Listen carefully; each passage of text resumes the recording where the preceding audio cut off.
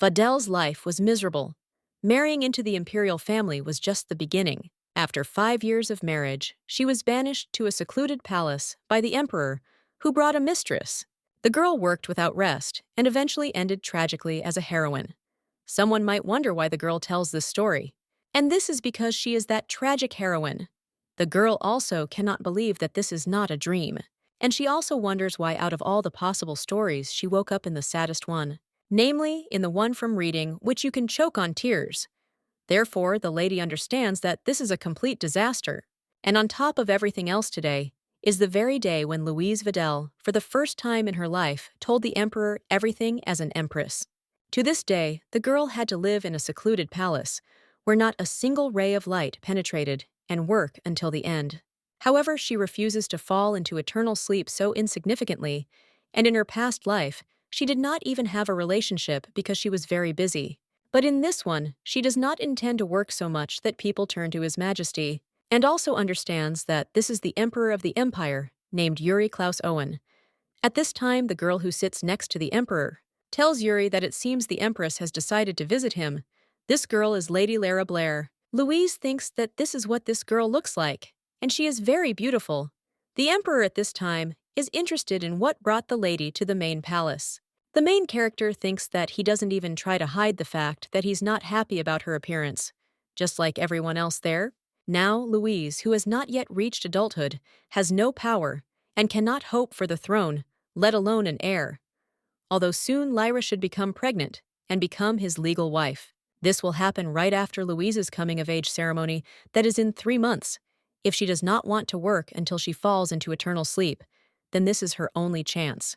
The main character wonders if His Majesty remembers what promise he gave her, and he said that if she solves the problem with the economy, he will fulfill one of her wishes. At this time, people begin to whisper whether the emperor really promised such a thing, but it seems they discussed this at a council meeting about 6 months ago. The main character also thinks that of course they could not forget, because the currency issue was a long-standing problem of the empire, but Louise could solve it in a short time. Now the main character tells His Majesty that she knew that he remembers. The man then claims that he said that he would fulfill any wish of the lady if she resolved the currency issue within 6 months. And did she really come to pester him with her desire, to which the girl replies that yes, after which the man claims that he will listen to her and asks what the lady wants. At this point, Lyra begins to get nervous, and the main character realizes that everyone probably thinks that she will take advantage of this opportunity in order to get rid of the emperor's mistress. But unfortunately, they are all wrong, and she does not want the honor of being empress, and she also does not need the emperor's love, after which the girl asks to overthrow her. The man then becomes shocked and asks what she is talking about, and the main character claims that she wants to abdicate the throne. The emperor asks if she is in her right mind, to which the girl replies yes, and more than that, and he will also keep his promise. At this time, one of the aristocrats asks Her Majesty what she is saying and how can the Empress ask for abdication. Louise claims that this will be the first time in history, and one of the aristocrats asks why she is asking for this so suddenly. The girl claims that this is not at all sudden, because she has been thinking about this for a very long time and does not want to tolerate all this anymore, so let her be overthrown. To be more precise, she had been thinking about it since the 3rd day she woke up there.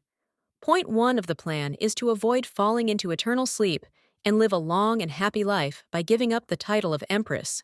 If you think about it, being an Empress is like being a free laborer, and why should she do all this for free? Well, one of the aristocrats says that if the lady abdicates, who will look after all the state affairs? And the girl claims that just by talking about this, she should be able to provide for herself financially after the divorce. She also realizes that Louise's family has never been mentioned in the entire story, and there is only one reason why they don't answer letters. Perhaps they abandoned her because the girl failed to gain the emperor's favor. Therefore, if she gets divorced without any plan, she will most likely simply fall into an eternal sleep from hunger. Therefore, the girl claims that she would like to work officially in the palace, which surprises the emperor. And the main character claims that she is talking about the fact that she wants to become his subject in the place of the Empress. His Majesty then rises from his seat and cries out, whether the girl can hear herself at all. Louise claims that for this moment he must pay her if he wants her to work. The girl also understands that she wants overtime as well as paid vacation, and severance pay, and even a pension. So he better get ready because she intends to get all of that. A little while later, the main character wakes up and thinks that they say that people get used to everything. Well, it's been a long time since she had such an invigorating morning. Louise also thinks how well she slept, and Louise's memories become more vivid. But if she lets down her guard, that risks forgetting her own. A little while later, the lady claims that before she was an ordinary civil servant. One of the maids then apologizes and asks Her Majesty what it is. The girl replies that she is a civil servant, and to be more precise, a tax inspector. This is a person who manages taxes. The girls then learn the word taxes, and the main character understands that taxes are probably everywhere. Although her past life was very difficult, there were also many positive moments. One day, her colleague recommended her a book where everything was just awful, and the main character wondered why the girl had such a life. She also threw the book down and said how sad it was, because she couldn't stand it anymore. And when she opened her eyes, there she was. Louise realizes that this sounds ridiculous, but then one of the maids tells Her Majesty that it sounds wonderful, and that the story has such a refreshing introduction, and also the world inside the book, because she could not imagine such a plot. The main character understands that she mentioned it only to check if there was a similar case there, and thinks whether she will not be able to return Her Majesty's room and screams that they have problems. When the main character goes outside, she thinks, "What is this?" The aristocrats immediately cry out to Her Majesty. One of them then suggests talking about the other, arguing that they have so much unfinished work that they ask not to abandon their duties. Else claims that all work in the palace is at a standstill and asks to resolve at least this issue. Louise wonders if they really made such a mess just for the day of her strike. The girl then wonders if she really was responsible for that amount of work. One of the ladies claims that in fact, more than half of all this should be decided by ministers, and the main character wonders if this is within her authority. The maid claims that it is true, and the main character understands that she was wondering why Louise worked so much. But it turns out that she was doing not only her own job, but also the job that the incompetent emperor and nobles were supposed to do. Therefore, the girl claims that it is not surprising that she worked herself to the point of falling into eternal sleep. One of the maids then asks what Her Majesty is talking about, and she claims that she means that at this rate, she will fall into eternal sleep from work, and she will not do all this. Then one of the aristocrats cries out to Her Majesty, but the girl only says that the guards should close the gates. One of the guards then apologizes, and the girl believes that Louise could not even give such an order. At this time, the aristocrats cry out to Her Majesty that she cannot do this, and also that she should not abandon them. But the girl claims that she is not abandoning anyone because they abandoned her and shamelessly used hers. Well then, one of them screams for her to help them, at least with this. But if Her Majesty does this, they will resort to extreme measures. The main character wonders what they are talking about, and not long after someone comes to her, and he claims that it will be his first visit to the Palace of Roses. The guy also claims that he would like to ask the lady to call off the strike. This guy is the chancellor of the Owen Empire named Ruel Filbert, and the girl thinks they were right when they said he was their last resort. Ruel Filbert is the highest official in charge of state affairs, and also the youngest chancellor of the empire. As the second son of Marquis Filbert, his childhood essence was called a genius, and the previous emperor hired him as soon as the guy graduated from the academy, but in the book, he barely interacted with Louise. The young man at this time claims that he came to ask the lady to call off her strike. He also asks how she managed to restrain herself all this time, after which the girl asks what he is talking about. The guy claims that he is talking about all the work she did. The girl understands that Louise had a rather soft character. That's why everyone was shocked by her behavior, and now she claims that she tried to do everything to make the emperor notice her, but it turned out to be useless. She realized that this could not go on any longer. The guy then tells her to forget about state affairs for now, because what is happening outside the walls is more important. He also hands over a newspaper and tells the lady to take a look, after which the main character asks what it is. And the guy replies that this is gossip about her, and the main character thinks that such a thing really exists. But poor Louise didn't even suspect how many interesting things there were around her. After which, the girl sees one of the pages and asks what it is. And the guy claims that the lady understood everything correctly. It is written there about shocking news. All, according to information from an anonymous source, at yesterday's banquet, the Empress demanded a divorce, and it is suspected that the main reason is the Emperor's infidelity, because his mistress is none other than the famous flower Owen. At this time, the guy asks if the lady now understands how serious the situation is, to which she replies that the guy is right and now everything is very serious. The young man then asks if the lady finally understood what he feels, but the girl only wonders if she's more beautiful than Lady Lyra, after which the guy is shocked, and the main character then wonders if she is the only one who thinks this way, but it is obvious that she is more beautiful. After which, Louise points to a page from the newspaper and asks Lord Ruel who he thinks is more beautiful. But the guy screams, "Does this matter now?" And the main character thinks that she really doesn't understand, because they are both beautiful. Ruel will answer, or maybe he is not interested in women, after which the guy screams that they are both not his type.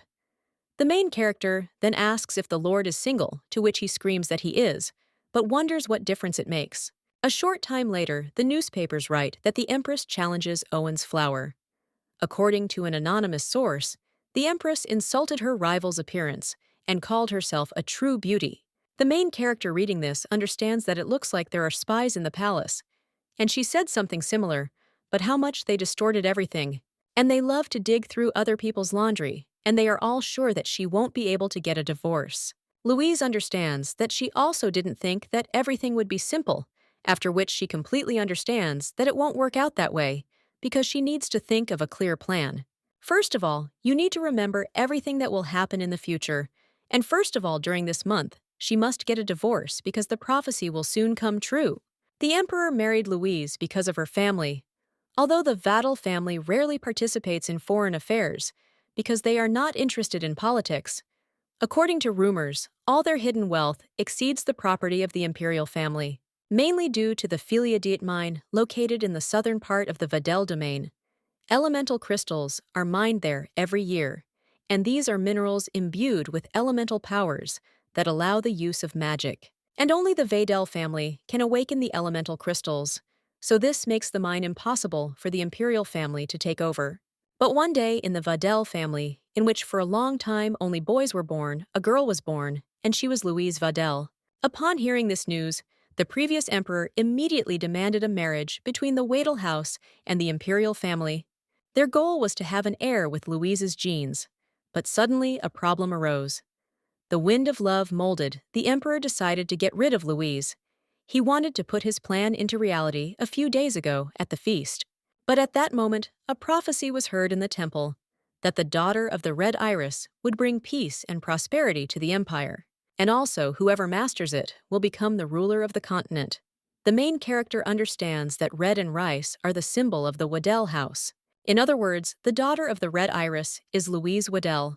Every nation, not only the Owen Empire, strives to become the ruler of the entire continent.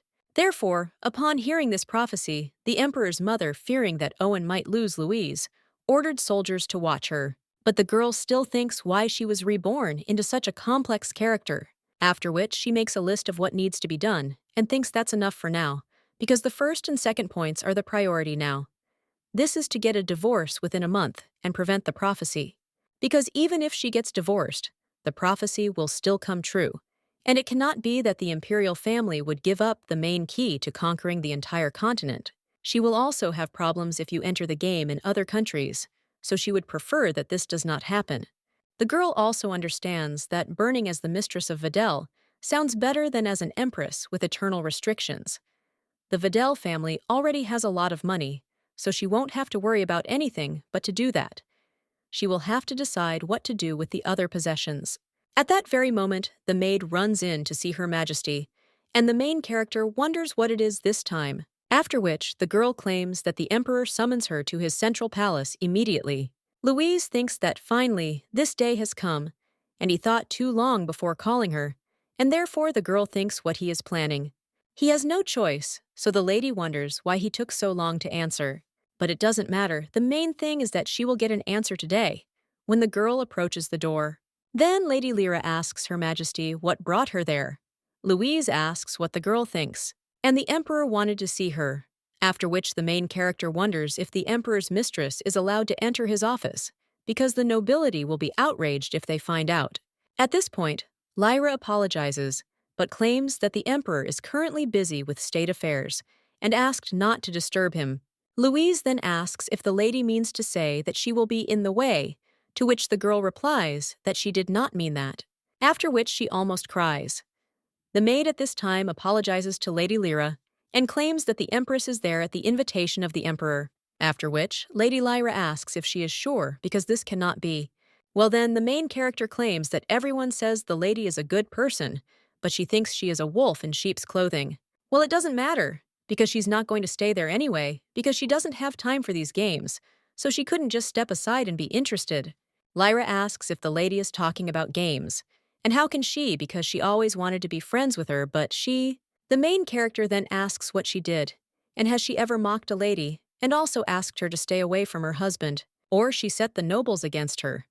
After which the girl claims that communicating with a person who does not know how to listen is very tiring, and also offers his maid to return. The maid is surprised by this, and the main character says to tell the emperor that if from now on he has something to say, then let him write to her instead of forcing her to drag herself there. At this time, the emperor opens the door and asks what the noise is. Lyra immediately approaches him, after which Yuri asks what the girl is doing there. Lyra apologizes with tears in her eyes and claims that she did not want to disturb him. Louise realizes that this girl is a good actress, after which she asks for forgiveness from His Majesty and claims that she was just about to leave. But the man grabs her hand and asks where she is going, and whether the lady was not told that he wants to talk to her. The girl replies that yes, that's why she is there, but she was told that he is busy. The man then says that he is not busy, so let the lady follow him. Yuri also turns to Lyra and tells her to wait in her room, after which the main character and the emperor enter his office. The man asks if the lady is feeling better. Louise asks what he means, and the emperor asks if she is still pretending to be a fool, and she did all this for his attention. Louise is shocked by such conclusions, and the man tells the lady to listen because he knows that bringing Lyra without warning her is a mistake, and he should have consulted with her, so he regrets that he did not do it. Well, he had his reasons for that, because now the Blair family is in a difficult situation, and they are on the verge of ruin, and the family has dispersed to other estates. Lyra and her younger brother, as well as sister, were forced to constantly move from one relative to another, and he brought her here out of pity, and also didn't think to put Lyra in the girl's place. The main character then tells him to stop, and claims that she doesn't want to listen to this, because she doesn't care about his thoughts on this matter. The emperor then asks if the lady understands him, and let her not worry about it, because Lyra has a kind heart, and he believes that they will get along. And the lady is the only one in the family, so let him think of the girl as an older sister, and he will also talk to her. So let Louise let go of all her grievances and return to her duties. Well, after this, the main character tells him to stop talking nonsense and just divorce her. The emperor then asks if she is serious, and the main character asks if he really thought she was joking. But the man then asks, what if he doesn't allow her? The girl claims that then he leaves her no choice, but she wanted the best. The guy then asks what she wants to do, and the young lady affirms that then she too will get herself a lover. And to be honest, the emperor is not her type. A little while later, Ruel cries out, asking what the lady is thinking, and has she really gone completely mad? The main character replies that no, and she is completely serious, after which the guy begs her to come up with something else. Well, the girl claims that this is the only way out, after which the guy says that this will reflect on her reputation. Well, the main character asks if he thinks that this will somehow tarnish her honor. The Empress brings different men to her place every night, and such a topic for gossip would clearly be relevant. Therefore, the guy is interested in whether she wants to check whether His Majesty will divorce her, even if it somehow affects the reputation of the imperial family. The main character says that there have already been such cases, and thinks that even if he is not going to divorce her, she has only one way out, and that is to be expelled in disgrace. After which, Ruel begs Her Majesty not to do this, but the girl says that everything is calm because he looks exhausted, so let him drink some tea. The guy then sees the newspaper on the young lady's desk and wonders if she's still reading this nonsense. The guy also picks up the newspaper and says that he has already said this, and since the lady has time for this nonsense, let her take a look at it. But at the same moment, the young man sees an article from the Empress, where it is written that she is looking for a life partner. And the place of residence is, the palace grew in the capital, and also she gives preference to monogamous men. The guy then screams to simply be put into eternal sleep. But the main character tells him to calm down, and the guy screams, how can he be calm? After all, the lady must immediately order the article to be reissued with references. But the girl claims that it is too late since it has probably already been sent out across the continent. And what's done is done. The guy then claims that if one prince had been there, the empire wouldn't be in such a state. Louise asks if he is talking about the first prince, and thinks that she seems to have seen him once. This is the missing first Prince Regan Klaus Owen. He was the rightful heir and also the son of the previous emperor and empress. Well, one unfortunate incident led to Yuri Klaus becoming the emperor. He is only mentioned once in the book and does not appear at all, so the main character asks how he disappeared. Ruel replies that the previous emperor had health problems that caused him to go to another country for treatment. And when the first prince decided to visit the emperor, then his crew fell off a cliff, and all those accompanying them were found already dead. And as a result of the investigation, it turned out that they were attacked, but the body of the first prince was not found. Therefore, many believe that he is alive, and say that one day he will return to lead the crumbling empire and the imperial family. Louise claims that he must have been a remarkable man, but the servant replies that he was not.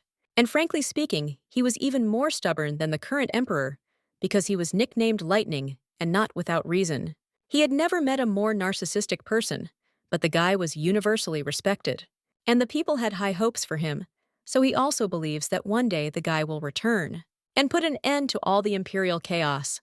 The main character wonders if she is also entering this chaos, to which the guys answer, of course.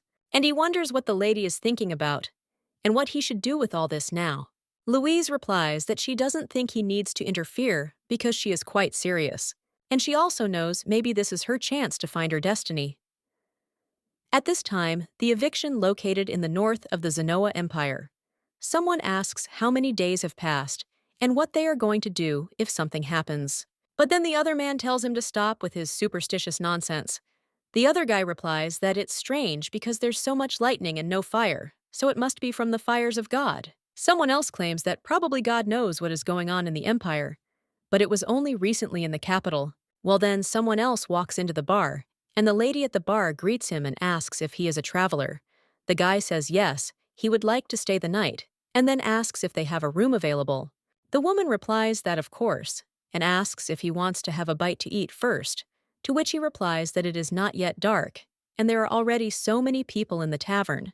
The worker claims that lately, everyone is surprised by what is happening in the empire, after which he keeps whispering that they say there is complete chaos in the imperial family. The guy then wonders if their crazy emperor is having problems again.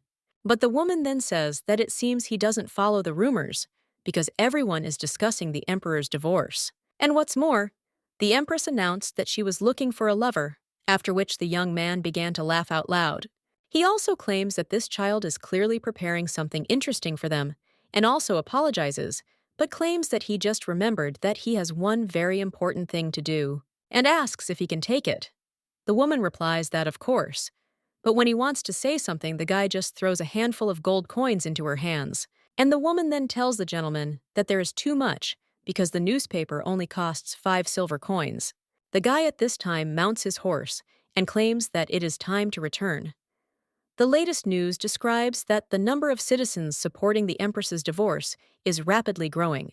The Empress swayed public opinion to her side by spitting on her own dignity and personally posting the announcement. Many literary critics have seen her actions as a statistical expression of the pain of unrequited love, while the main character understands that she is serious. At this time, one of the maids turns to Her Majesty and tells her to look because the citizens of the empire are on her side. And at first, she was worried about what the lady was thinking, but she had foreseen everything that the girl was thinking, which in fact was not the case. One of the maids claims that now the advantage is in her hands because the people are criticizing the emperor and demanding her release. Louise says that this is just great and thinks that with all this, she can get a divorce within a month. Well, then one of the ladies asks Her Majesty if she really thinks about working after the divorce, to which she replies, of course, because she has to support herself somehow. But then one of the maids claims that she is the daughter of the Duke of Videl. Louise realizes that the lady is right. Well, what should she do if she has no idea where her family is?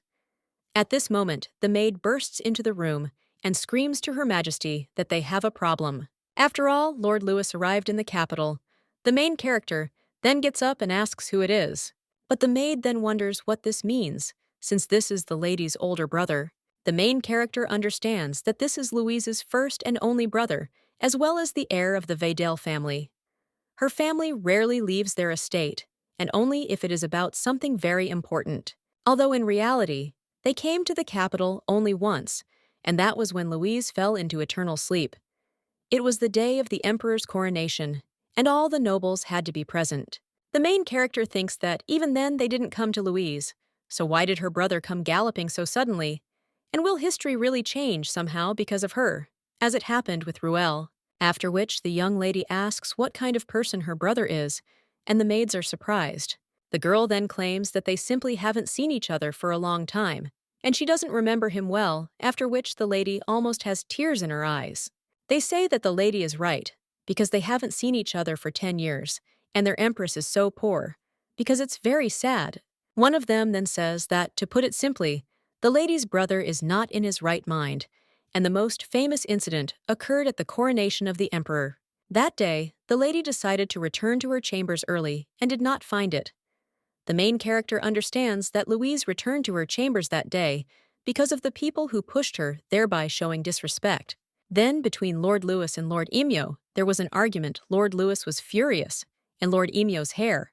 The main character then asks what he did and whether he really tore them out, but the girls answer that he burned them, or rather, half of them. The main character is shocked and asks if he really burned them. And the maid claims that Lord Emio did. He attacked the lady's brother, demanding compensation for the damage, but the guy only burned the other half of his hair. Emio went bald at the age of 18. He consulted famous doctors, but it was all useless. The main character then asks if she wants to say that her brother, after which the maid claims that, and therefore the chancellor officially calls him a madman. One of the maids then tells the other not to speak so bluntly, after which she also addresses Her Majesty, and also tells her not to listen to her colleague, because her brother is just a little special. The main character replies that there is no need, because she understands everything, and the girl thinks that she hoped that he would be the one with whom she could have a normal conversation. And the maid at this time claims that this guy also burned the crown prince's garden. Louise then asks why he sets fire to everything, and whether her brother is some kind of pyromaniac. The maid claims that this is because Videl only choose fire elements, and therefore their temperament. Well then, another maid closes her mouth, and the main character at this time asks if this means anything, that she can also control fire. One of the maids claims that she probably can, since she is also from the Videl family. Louise realizes that if you think about it, while she was getting used to this world, she read a lot of literature about elementals. There are different types of elemental crystals, and they are chosen by the user. Videl family has chosen the element of fire for generations, and since the people favored by the elements are extremely rare on the continent, that's why they get special treatment in all corners of the continent. Hey, girl, understands that if she succeeds, then she won't have to humiliate herself before the Videls, and if they don't help her, she'll simply ask for asylum in another country. So for now, she can postpone the victory over her brother. But at that very moment, one of the maids cries out to Her Majesty that Lord Louis is there. The girl replies that she heard, and asks if her brother has already arrived in the capital, to which the maid replies that not quite, and her brother is already waiting for the lady outside.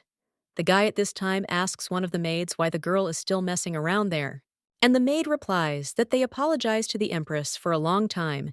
She has not seen her family, so she wants to look good in front of him. But then the guy asks what else family? After all, she is not his sister. At this time, another maid opens the gate and apologizes for keeping them waiting. The woman also takes the guy to the place where the main character is sitting, and then informs Her Majesty that Lord Louis has arrived. At this point, the guy realizes that even these flowers are annoying him, and that he should just burn them. At this time, the main character asks if he is already there, after which the guy thinks who she is. And then he asks if it is really a fairy. All the ladies are shocked and fall silent after that. And the main character wonders if the girls heard, because this man just called her a fairy. The girl also understands that this guy is about to burn a hole in her, and he would be fine if he didn't frown so much. Louise wondered if he had just called her a fairy, and if that was how fairies were looked at. So the girl wonders if he's going to burn everything there. But in any case, how should she address him as brother? Or should she follow all the formalities and call him Lord Louis? At this time, the guy tells Her Majesty that they haven't seen each other for a long time, and the girl understands that it means everything is official. After which she says that, yes, she claims that she is glad to meet. But the guy from This Only Face also asks for forgiveness for daring to pay a visit without an invitation, and also thanks the lady for taking the time to meet him. The girl claims that everything is fine because she has little to do today. Moreover, they are a family, so the guy feels at home when he eats. Well, the young man then wonders if she really says that, and not a family, and he is only a descendant of a noble family. So how dare he feel at home in Her Majesty's presence? He doesn't have much time, so he will say directly that he came because of this.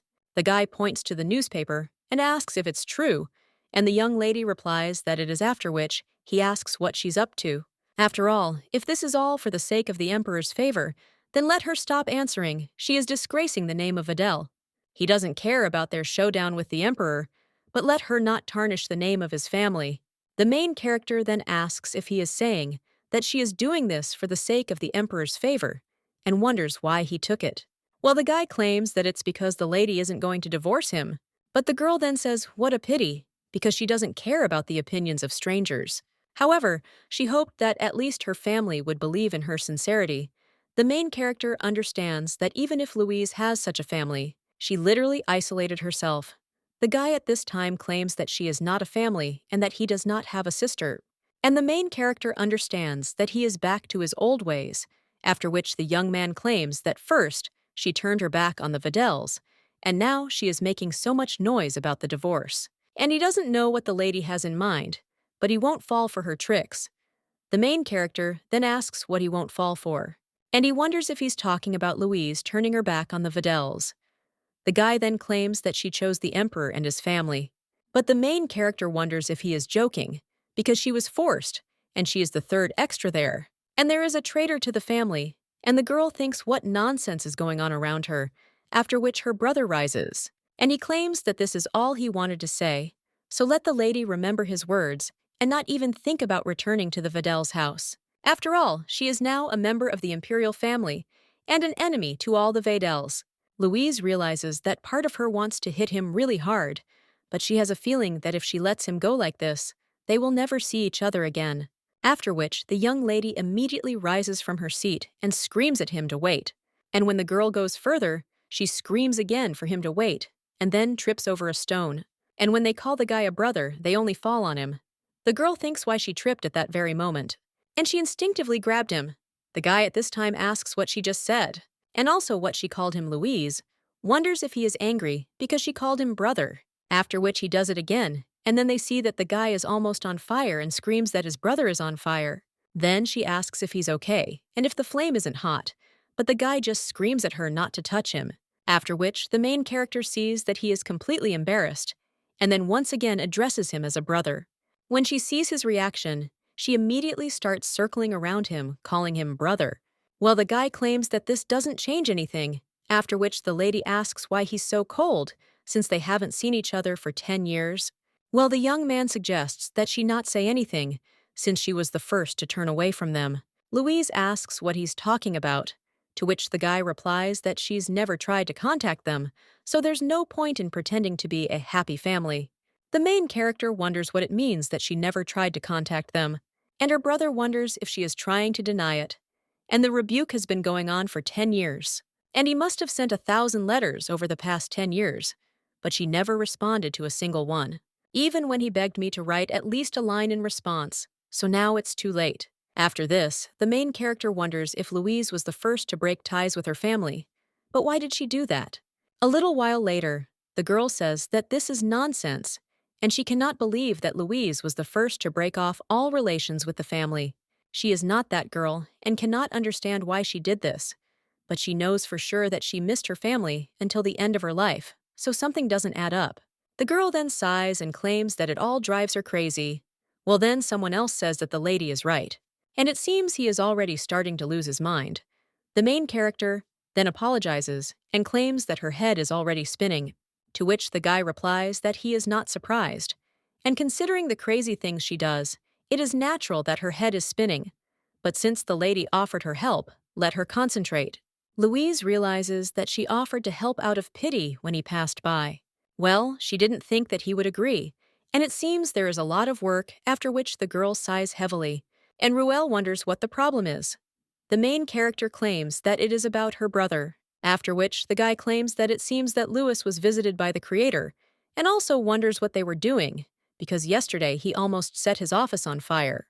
The main character then wonders if he is close to her brother, since he just called him by name, after which the girl says that she can, and not the movie lover, soars, screams why the lady made such a conclusion. Louise claims that it seems he is not very interested in women, so she decided that he can always share with her and she will not tell anyone. The guy then screams that they studied together at the academy, sir. He also claims that he was the best in his class in the general sciences department, while Lewis was the best among the knights. The main character wonders if her brother graduated from the knights department, to which the guy replies that Videl's children speak me well, and if she hadn't gotten married, she would have also graduated from the academy. And since the lady is good at administrative matters, she could well enter his faculty. Louise claims that she is glad to hear praise from him, after which the guys claim that they say praise will make even a whale dance, and now wonder if the lady could finally concentrate on work. After which the guy continues to work, but when he sees the main character staring at him, he says okay and asks what Lewis did. The girl claims that they broke up on bad terms, and he asked why she didn't answer him for 10 years. Ruel even after this asks how the lady could do this because it was very impudent. Well, one of the maids then screams that this is not true, because how could he say that? The lady has been sending letters to her family since childhood, and one of the maids replies that this is true because she sent letters to Lord Lewis and the Duke of Videl 3 times a week. The main character wonders if this is true, and one of the maids answers that it is, but they never deign to answer. They were acting as if the lady didn't exist. Louise then thinks that since both sides wrote letters to each other, and neither received a reply, that means someone was intercepting the letters. Ruel claims that there really is no other explanation, and it is obvious that someone was trying to separate her from her family completely. Well, the main character wonders who could have intercepted the Empress's letters right in the palace, to which he replies that few, and the main character claims that, firstly, it's definitely not the Emperor, to which the guy replies that it's most likely not him, and the main character thinks that he's too stupid. The girl also understands that it is definitely not Lyra, because the letters began to disappear 10 years ago, and she appeared in the palace only 5 years ago. The guy claims that this is true, and besides, the Count's daughter would never dare to do something like that, and only if she had completely lost her mind. After this, the main character says what they will do, and the guy asks what she is going to do. The lady claims that from now on she will set traps. The young lady's brother is sitting in the estate at this time, and then someone addresses the gentleman and also claims that a visitor has arrived to see him. The guy then asks if anyone knows that he is there to, which the man replies that they said that the Empress sent him. The young man immediately cries out, asking where he is, to which he replies that he is in the living room, after which Lewis goes there but sees the chancellor there, who says that they haven't seen each other for a long time. The guy then asks why he is there, and he replies that he himself asks himself why he is there. Then the young lady's brother tells him to get lost, but Ruel tells him to wait, because someone has been stealing letters from the Flower Palace for a long time. The young man then asks what he is talking about, and the chancellor claims that he is saying this so that he knows, and so he hasn't received a letter from the Empress for 10 years. Ruel is thinking at this time that he just needs to look at this guy. Then anyone could say that he loves his sister, and Louis Videl is the heir of the Videl house. He is the Empire's biggest troublemaker bully, and Bully A, knight with a cold heart, and his fire abilities are completely at odds with him. But there was a time when he still had a warm heart, even if it only lasted for 7 years. One day, the boy received a letter from his father saying that the imperial family had taken Louise away. Then Ruel, in shock, asked the guy if he really decided to quit the academy and if he had completely lost his mind. After all, what was he thinking about? But when the young man looked at him with that look, the chancellor fell silent. Then he condemned him without knowing the whole picture. And now he claims that the Empress is making every effort to sort out the situation, formed over these 10 years. And besides, he doesn't hate her, and he just can't. So let the guy just stop acting like a little child. Well, then the chancellor smells some smoke. And then he notices that the table is on fire. The butler immediately pours a bucket of water on the table. And the chancellor turns to Louis and claims that his wife clearly must master the element of water. Otherwise, every time they quarrel, they will burn down the house, to which the guy replies that then he will simply buy a new one. But Louis asks if he's crazy. The guy then sits down at the table and says that they don't let him worry about his marriage so he can continue. The chancellor claims that once they narrowed down the suspects, there was only one person left. But this is their assumption, and they will not reveal it until they are sure of everything. The young lady's brother then says that it is wonderful, and he wonders what his interlocutor is going to do because he probably has a plan. To which he replies that, of course, the Empress is already heading towards the suspect, after which Louis asks what he is talking about. And did you really send this fragile child alone to an unknown, dangerous place? The chancellor claims that this child, or rather the Empress, is far from being called fragile, and he cannot even imagine what she really is. After all, this is the devil incarnate, but then the guy notices how something else lights up, and he sees that it is a chair, after which the butler pours a bucket of water onto the table along with the chancellor. Louis at this time grabs the guy by the clothes and screams for him to take him there quickly. The chancellor then asks where to take him, but the young lady's brother asks if he is really stupid. After all, let Ruel will take him to his sister. One of the maids at this time turns to someone and apologizes. Well, she claims that the Empress asked for an urgent letter to be given to Duke Videl. She brought it as quickly as she could, after which the guy claims that everything is fine, after which he goes to send the letter, and the main character watches all this. A little while later, the boy is already handing the letter to a woman, and she wonders if this is another letter for the Duke. The servant replies that, and the Empress said that it is urgent, so perhaps there is something very important in it. Well, the woman then says honestly and asks if she's even tired of it, and also if this girl is really that stubborn or just stupid. The guy then tells the lady to be careful, because he heard that Lord Louis Videl is in the capital, and if they are caught. Well, after that, the woman smirks and asks how this idiot will be able to catch them. But the guy wonders if the woman hasn't heard that the Empress has changed lately, and he thinks they should stop. However, the woman then turns to Sir Rami and asks if he is trying to back out. After which she tells him not to worry, because even if they are caught, she is on their side, and the Empress will not be able to do anything. At this time, the main character asks if there is anything she can do, and wonders who they are talking about. The guy immediately screams in shock, wondering how Her Majesty ended up there, but the girl asks if he doesn't understand. And don't they see how everything has changed since she appeared? The guy then tries to close the sheet and screams to Her Majesty that everything is wrong. And the woman with the letter claims that this is a misunderstanding, after which the main character claims that they dare to say that this is a misunderstanding, even when she literally caught them red-handed. And do they really think she is that stupid? The guy then screams at Her Majesty that no, and he wouldn't dare. Well then, the main character looks at this maid and thinks, what kind of look is this? Because an ordinary maid has no right to look at the Empress like that. The woman at this time turns to Her Majesty and apologizes, but claims that this is the palace of the Empress's mother, and maybe she is not there now. But this does not give the lady the right to burst in there without permission. The main character asks if this is really true, and believes that the girl thinks that a simple servant and a knight have the right to steal the Empress's letters. The woman doesn't even know what to say after this, and the young lady says that they forgot, and let her return the letter while she asks nicely. Well, the maid replies that she can't, because it was a direct order from the Empress's mother. The main character asks if it is true that the Empress ordered them to commit theft, after which the woman screams whether she is talking about theft. And he wonders how the lady dares to use such expressions towards the Empress's mother. Louise then says that she herself just said that it was she who gave them the order, and wonders if the maid has memory problems, after which she also says that she is interested in whether the emperor knows about all this, because if not, then she clearly needs to tell him right now. The girl also understands that, as expected, this idiot is not involved in this, and it means that the Mother Empress did all this alone, but the girl still does not understand why.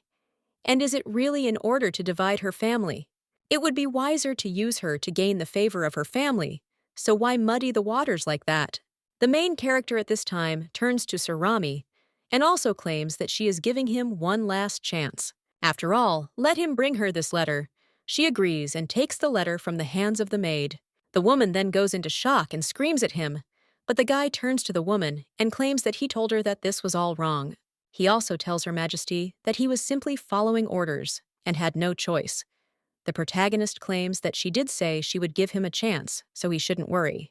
But in return, let them return all the letters that they stole over these 10 years. And they should be there.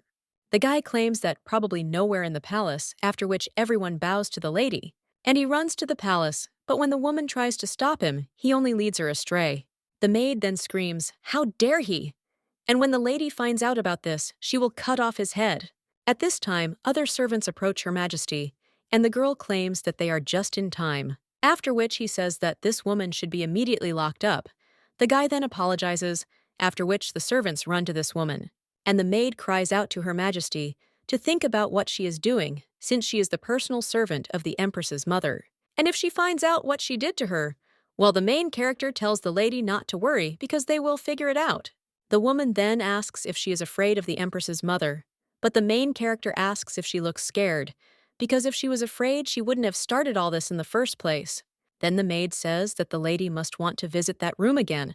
And I wonder if she will be okay. Then the main character thinks about what room she is talking about and what is this strange behavior.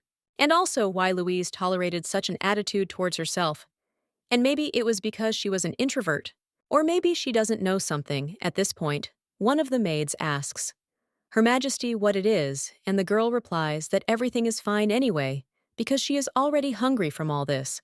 A little while later, the maids greet Her Majesty, and the girl sees Lady Lyra there, and he thinks that this cunning fox is there, but it seems that today she will not rest. Lyra at this time apologizes to Her Majesty that she arrived without warning, and the main character says that if she is sorry, then next time let the lady warn her. Louise also asks what brought her there, because she is tired today, so maybe she will be short. The girl claims that she just wanted to apologize for what happened, after which he asks for forgiveness and claims that she behaved disrespectfully towards her, and that she was not informed that the emperor had summoned her to him. The main character replies that nothing, and the lady was just worried that the emperor was so busy, so she understands everything. Lyra asks if this is true, and the main character asks if she is finished. After all, then she had better leave before her tea is brought. Lyra then tells Her Majesty to wait, because she sincerely wants to apologize to her. Louise replies that yes, and she accepts her apology and also forgives, after which she asks if everything is okay now. Or she wants to add something, after which the lady states that if the Empress does not mind, then she might ask what she and Yuri, or more precisely the Emperor, discussed then. Louise says that the lady could have asked the Emperor himself about this, or else he doesn't want to tell her. Lyra says that no. And Yuri always tells her everything, and he is just busy now, so she does not want to disturb him. The main character then says that he wanted to talk about her request for a divorce, and she asked again, but he refused. After this, Lyra asks if he refused, and wonders why. But the main character asks how she knows what he has in mind, and would like it to be a lie. Well then, the girl wonders what the lady is going to do, but the main character wonders why she is asking and what she can do. Louise also wonders if she doesn't know what she's been doing lately, and she's looking for an obedient and devoted lover. She wonders if it's because she doesn't care, or because the Emperor still doesn't care. But either way, it's none of her business. Lyra at this time turns to Her Majesty and claims that she knows that because of her, the lady and the Emperor have become estranged from each other. The main character claims that it is surprising that Lady Lyra understood this so quickly, and she thought that she would need at least 10 years, after which the girl immediately approaches the Empress and claims that she wanted them to become friends, and also to become sisters with Her Majesty, and she is sure that they still can. The girl claims that she will serve her, the main character, then asks what she is talking about and tells the girl to repeat it. And she claims that the lady does have an older brother. She heard that they were separated when the lady became the crown princess at a young age. And she also has younger brothers and sisters, so she is sure that they will be able to get along. The main character is surprised after this and claims that she is now saying the same thing as the emperor. Lyra claims that it is because she always tries to understand him, and the girl tells Her Majesty that she is happy with her position as the emperor's concubine, and he will never encroach on her place. But Yuri is not having an easy time now, so she asks the lady to stop tormenting him. But the main character then tells Lady Lyra that reality is not a fairy tale, and a happy ending always means sacrifices. And she and the emperor inadvertently demand sacrifices from her, and then say that she rejected their goodwill, so the girl suggests stopping this. Lyra then says that Her Majesty is too harsh, but the main character asks if that is really so. And she wonders if the girl is really saying this to the one who is having a completely rational conversation with her husband's mistress. Lyra asks if the lady is talking about her as a lover, and she also says that everything would have been fine if she had initially compromised. The main character wonders if the girl is trying to take everything from her, and now he is telling her something about compromises. So doesn't she think that this is a little selfish? Well then, the girl also thinks why she is talking to her, and also tells Lady Lyra that this seems to be her first visit to the Palace of Roses, to which the girl replies that yes, and the main character asks how she feels about it. That a lady answers that she thinks it is wonderful because it is so spacious and also luxurious and majestic that it cannot be compared with other creators. Louise wonders if this is true and asks if the lady would like to live there then. Lyra is surprised by this, and the main character asks if the girl wants to become the Lady of the Flower Palace. Louise also thinks why she figured this out before, because she will never be able to persuade this stupid emperor. And while it is in his interests for her to remain in the palace, he will never divorce her. But with this lady, everything is different. At this time, Lyra asks if Lady Louise is saying this on purpose, and if she thinks that she is a fool. After all, if she agrees now, the lady will immediately go and tell Yuri about it, that she is aiming for the Empress's place. The main character then says, God forbid, and Lyra claims that the lady didn't quite understand her, because she's not stupid, and the main character thinks that she doesn't think she can convince her. Then he claims that the lady had previously said that she was content to be the emperor's concubine. Well, what will happen if she gets pregnant, and the child will never inherit the throne? So the girl wonders if she is okay with that. Lyra asks why the lady says such things, and the main character replies that this is because the girl is not an empress, and the child, even if he is younger, will still be able to get the throne. Her child will be forced to live in the shadows all his life. The girl becomes a little depressed after that, and the main character asks if the lady says that she would be satisfied with the position of the emperor's concubine, but then her children will live in oppression their whole lives. They won't even be allowed to look up, much less stand in the way, and perhaps she will be able to live like this her whole life. But is she ready to subject her children to such a fate? And now everything is not so rosy. So stop pretending to be a cute lamb, and ambitious people are better than hypocrites. Lyra then turns to Her Majesty and asks why these cruel words. After all, doesn't she care about other people's suffering? The main character only tells the lady not to slander, because she is the only one who still continues to behave so arrogantly and omnipotently, although she is only a mistress. After which Louise asks why she always has this attitude, and doesn't she care about other people's suffering? But after this, the girl screams that she is not a mistress, and Yuri promised that he would soon marry her, and then she would not be a mistress, and would also officially become his wife. The main character claims that this is wonderful, and she will call her wife only after the wedding. But until that moment, she is still remains a mistress, so it is necessary to express oneself more clearly. After this, Lyra says what a cruel lady she is, and she came there because she really wanted to make friends. Well, he wonders how she can say such words. One of the maids at this time asks if the girl is really crying, but at that very moment, the emperor runs up and addresses Louise, and also asks what she has done. At this time, Lyra turns to Yuri and asks what brought him there, and the guy only asks if everything is okay. He also wonders what happened, and also whether the Empress really offended the girl, so let her stop crying and answer him whether she really said something offensive. Lyra replies that no, and Her Majesty did nothing, she is simply not good enough. The main character then thinks that this girl is a great actress, and the guy wonders what the lady is talking about, and who told her that. He also turns to Louise and asks what she said to the lady that made her shudder, and she replies that she doesn't know, and maybe the lady is cold because the sun is already setting. But the Emperor then wonders how Louise can be so shameless when she should be full of remorse. And did she really call the lady to throw mud at her? To which the main character replies that if she hadn't answered, she would have come there herself. But the man tells her not to dare lie to him because the girl has finally decided to show her true face, and she asked for a divorce to get rid of Lyra. Louise then thinks that maybe she should just punch the guy, but then suddenly gets up from her seat. And then he falls to the floor.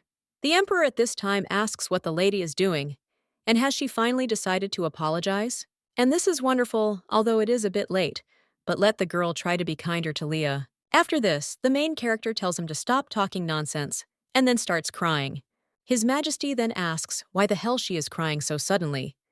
The maid immediately runs up to Her Majesty and asks if she is okay. One of them then says that she thinks the Empress is shocked. The male emperor then asks why the lady is crying, and whether he thinks that he will forgive her everything just because she is crying. After this, Lyra says that he is right, because the lady was rude to her first, and now she wants to make her feel guilty. The main character at this time asks how he can speak like that, because they lived in perfect harmony for 10 years. But now he only takes the words of this girl. The man then asks if the girl is really blaming him now. But this is incredible, because she is to blame for everything, and if only the lady would behave appropriately. But the main character asks what's wrong with Togo, and also does she really deserve to live locked up like a toy, and always have to clean up after him. After which the lady screams out why he married her at all, but the guy then only screams out why she is asking why. And the lady has long known why all this is in order to get a child with their Videl genes. And this is generally the only purpose of her existence, because for him, she is nothing more and nothing less. After which the Emperor extends his hand to the young lady, but she only smiles, after which her brother grabs His Majesty by the hand and also asks furiously, what does he allow himself to do? The blonde then wonders if this is really Lord Louis and what he is doing there. Well, the guy asks if he is really forbidden to be there, to which His Majesty replies that that is not what he meant. The main character at this time realizes that she did not expect her brother to come so quickly, but now she even has an advantage. The girl also looks at Lyra, who looks scared, after which he smiles all over, and also ponders whether the girl thinks that she is the only one there who can cry. The guy at this time turns to his sister, and he asks why she is sitting on the cold floor. The thing is, let the girl get up faster. He also claims that the dress is dirty and wonders why the lady is in such a state, because her ugly face is now even more terrifying, and he wonders who did this to her.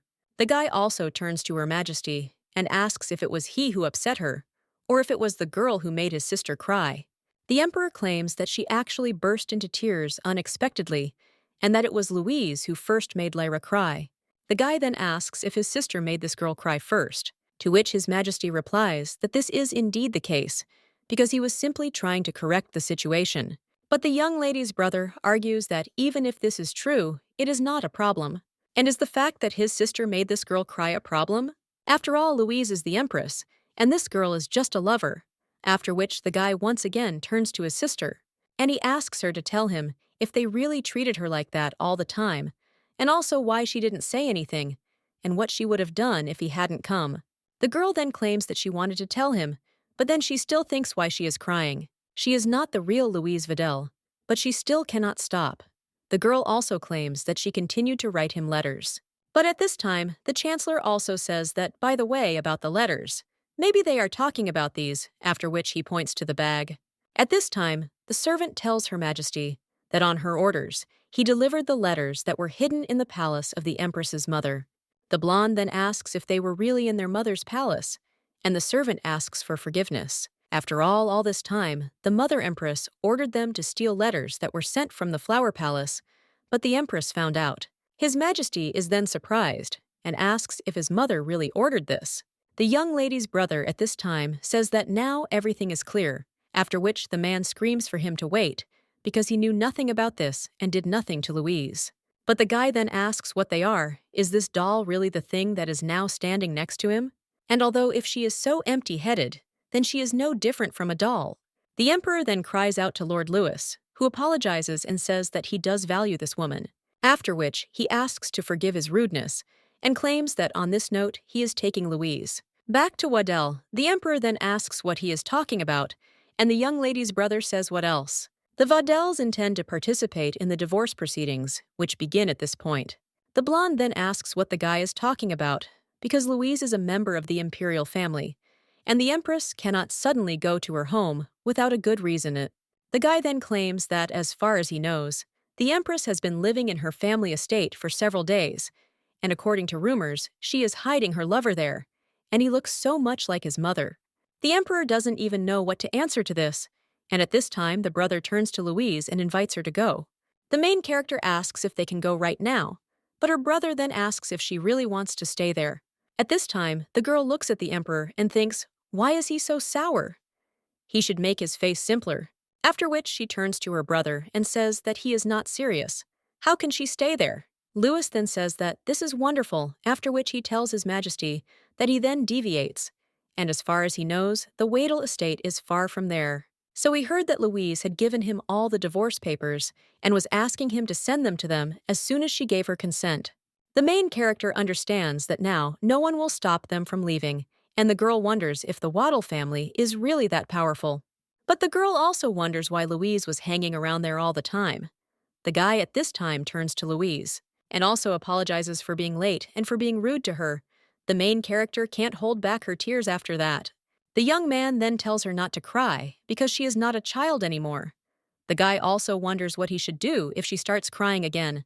He also says that the girl has grown so much, but he knows that deep down she is still his little Louise. The main character asks if this is true, and the young man replies that of course it is true, and Louise is and will always be Louise Videl.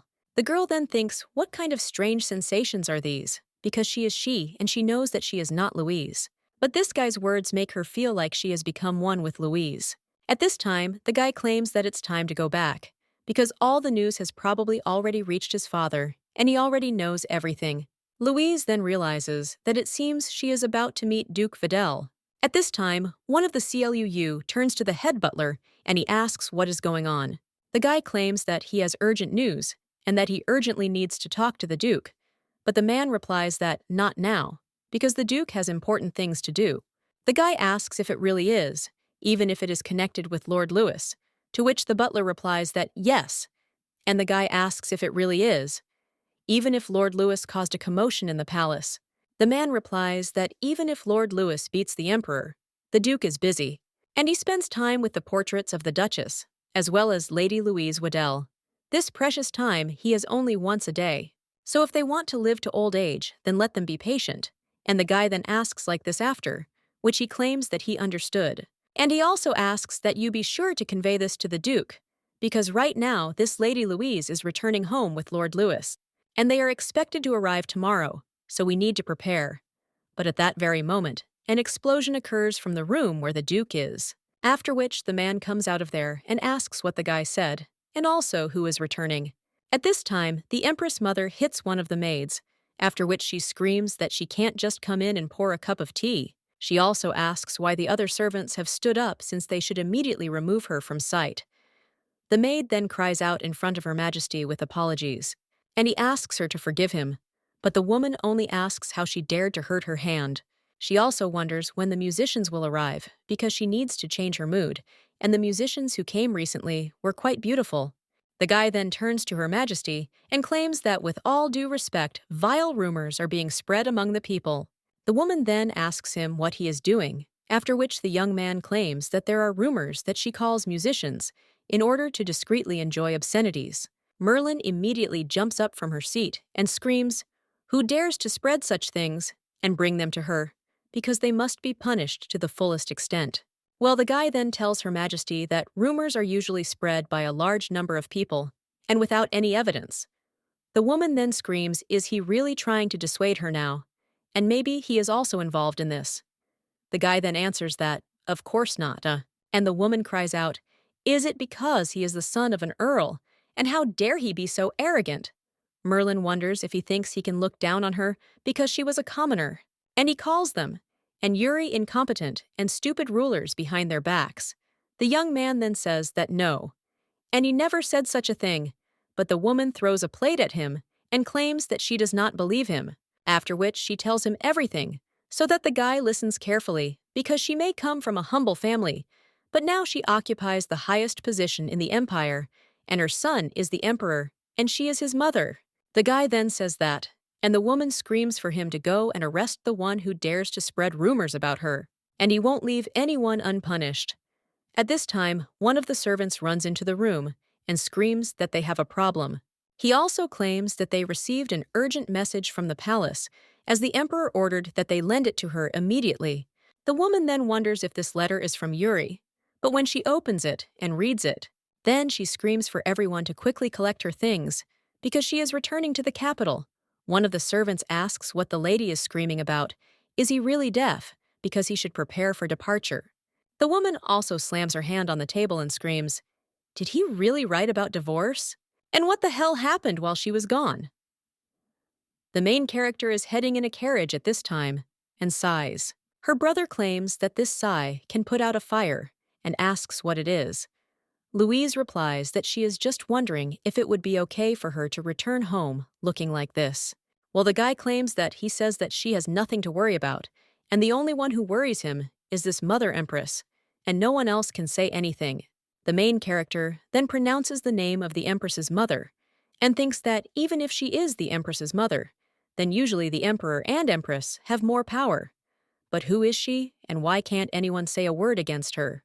The guy claims that, as he said, his sisters should not be afraid, so she should not worry, because her father and he will protect her. The main character thinks that this is the problem because the apple doesn't fall far from the tree, and if the guy is so crazy, then she's afraid to imagine how things are with the Duke. The guy at this time says that he definitely didn't tell him that he was going to take the girl with him. The main character asks who he is talking about, and the guy replies that he is his guest and friend who is staying at the Videl estate. Louise then wonders if a guy with such a character really has friends, but he replies that he thinks everything will be fine if they don't run into him. At this time, someone says that they can see the castle from there, and the main character asks if it is really so soon, after which she looks out the window and asks her brother, "What is this?" The guy asks what she is talking about because this is their house, and asks if she has already forgotten. The girl then asks if this is really the Videl castle, and thinks that she had heard that the Videls were an impressive family, but not to that extent. That's why she can't believe that there is a more noble family than the royal family, and she is the daughter of a rather rich family. The guy at this time claims that he knew that she wouldn't like it there, and he understands that she should look only at beautiful things. Such a cramped and gloomy castle does not suit her at all, and maybe it's worth asking the father to change the appearance of the castle, after which he asks, "How about pink?" But the girl replies that if she didn't answer, she would simply be amazed by this magnificence and could not imagine that the castle would be so big. But she also claims that the castle looks like a wall, after which the guy replies that it is a wall, because the Videl estate is on the outskirts of Owen. They are close to the border, and it is used to stop unwanted guests of the empire. The guy also asks if she sees that mountain behind the castle, because behind it there is a huge plain, which is a conflict area, and further away is the Tristan Empire, which are their neighbors. The main character then wonders if that's why the castle was built so dark, and the guy replies that they say it was made so gloomy to hide traces of fires. The Videls often use their powers unintentionally, and after that, the main character talks about the fire elemental and asks if the guy thinks that she can use these powers. The young man replies that of course, after all, she is also a Videl, and the girl then says that, then she will be like her brother. But the guy pokes her in the forehead and claims that creating a connection with the elemental is not so easy, because first, she will have to go through something. But at that very moment, one of the servants knocks on the carriage door and tells the master that they have arrived, and the Duke has come out to greet them. The guy then wonders if he has decided to greet them when he can finally spend time with his sister, after which they are going to go out. But when the girl is thinking about giving her her hand, the guy asks if something is wrong, and also if she is not feeling well. Louise replies that no, and simply, what if her father doesn't like her? The guy then just laughs and asks if she's not serious since his little sister, and also a great sense of humor, so she must be a genius. The servants also say that they have never heard anything funnier, after which the main character gets out of the carriage, but wonders if there are really flower petals there. After which she sees a lot of people who greet her and say that they are glad to see her back and welcome her home. There are also butlers walking around with banners, with congratulations on the divorce written on them, and they hope that from now on her life will be filled with happiness. At this time, the main character looks at another man and thinks what kind of pose this is. And also, is this her father? This man is the head of the Videl family, Duke Louister Videl. The main character wonders if everyone was expecting a beautiful reunion between father and daughter, and because of her age, she doesn't want to do it. But she needs a good relationship with the Duke, so the girl immediately runs to her daddy. Well, at that very moment, the man falls to the floor. He also turns to Karen and asks if he heard it, to which the man replies to his grace that yes, and he heard it loud and clear. After which, the man claims that his daughter just called him daddy, but she was just a baby, not long ago, barely able to speak. At this time, the main character is wondering if she didn't get married at 8 years old, and where did these memories come from? At this time, the young lady's brother turns to his father and claims that he is forced to upset him because the emperor refused to cooperate, so the girl is not yet formally divorced. The man then gets angry and asks what he's talking about, and the guy claims that that's not all. After all this, Emperor shamelessly entered Louise's palace with his mistress and made a scene there. And when he saw Louise falling to the floor in tears, he was completely shocked.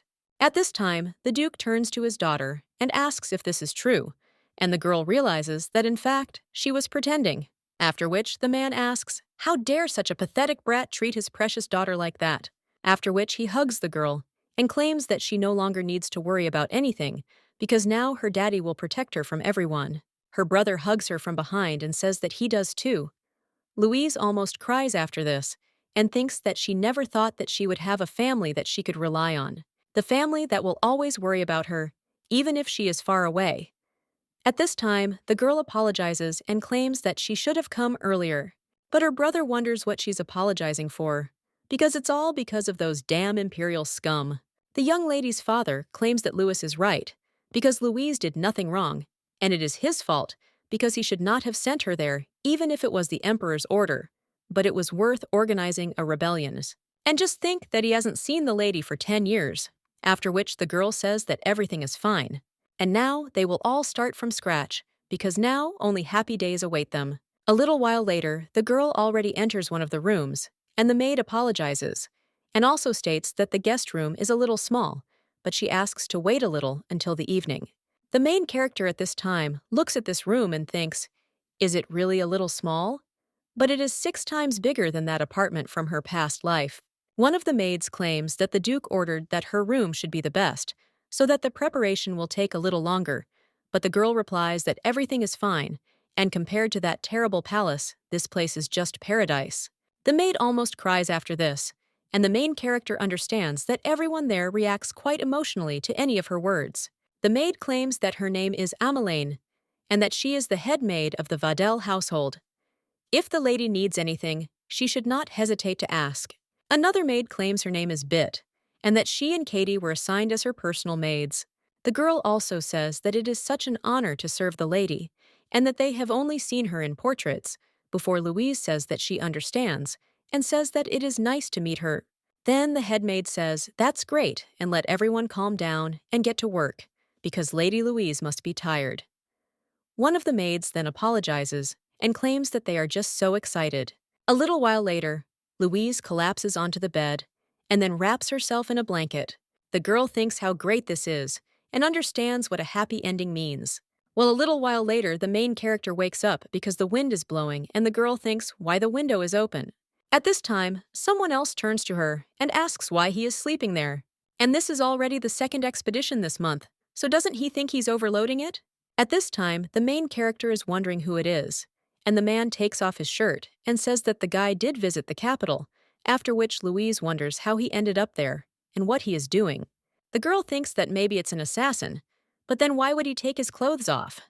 The guy claims that things aren't going very smoothly, After which he reaches out to his pants, and the girl thinks that this is not it, after which the guy asks why he is silent. And is there really something wrong? And is he okay? After which the guy addresses her as Lewis and asks why he is silent. But after this, the main character screams for him to move away, but the young man only approaches her. And then he sees that it is not Louise is about to scream after this, but the guy covers her mouth. He also apologizes and claims that she most likely won't believe him, but he would like to say that this is all one big misunderstanding, and there is no need to shout. And if she promises not to scream, then he will let her go, after which the guy asks if she will be a good girl. The main character then nods her head in agreement, and the guy says how smart she is. And he also lifts the lady, but as soon as he removes his hand from her mouth, the girl immediately screams. A little while later, the girl's brother bursts into the room and screams what it was and what happened. He also turns to Louise, and the girl then turns to her brother. But when her father and brother see this picture, they are shocked. A little while later, one of the maids asks the lady if she is sure that everything is okay, and how will this unprincipled scoundrel break into her room? The main character then says that she is indeed fine, but Beth asks how a lady can be fine, because she simply cannot turn a blind eye to such a thing, and must deal with it personally. The Duke at this time tells them to stop because the girls are scaring Louise, after which one of them apologizes to the lady, and the main character replies that everything is fine, after which she also claims that she hasn't seen her brother since the morning and wonders where he disappeared to. The man claims that Lewis is the last person to worry about and that he must be busy with some important matters again. The main character asks what these important matters are, and the man replies that they are very important. After which he also says that when the lady finishes eating, she might want to take a walk with her father, that is Daddy, to which the girl replies that she is happy and thinks that he is changing the subject so quickly, but she still thinks about who that guy was last night. The boy sits tied up at this time and claims that he is not guilty, but the young lady's brother claims that he has not asked anything yet, after which the blonde asks if he wants to put away this fire first. Well, the young lady's brother is not going to do this, after which the blonde smiles. Lewis asks if he thinks it's funny and if he hit his head, to which he replies that no, and that this girl is simply so different from the little girl he remembers. Lewis replies that of course it's been 10 years, and the man says that the guy is right. It's only natural that she has changed. But the young lady's brother then asks why the hell he was showing off his body in his sister's room. The guy then wonders if that's really what it looked like. And the blonde guy claims that he saw it himself, that he was scared. And it was so dark outside that he just confused the rooms. Lewis says that he was the only one who was naked. So did he really get scared, too? Which the guy replies that yes. And does he think that this girl hates him now?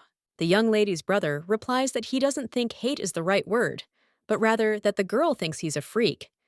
But anyway, yesterday was chaos, because everyone thought he was a mercenary.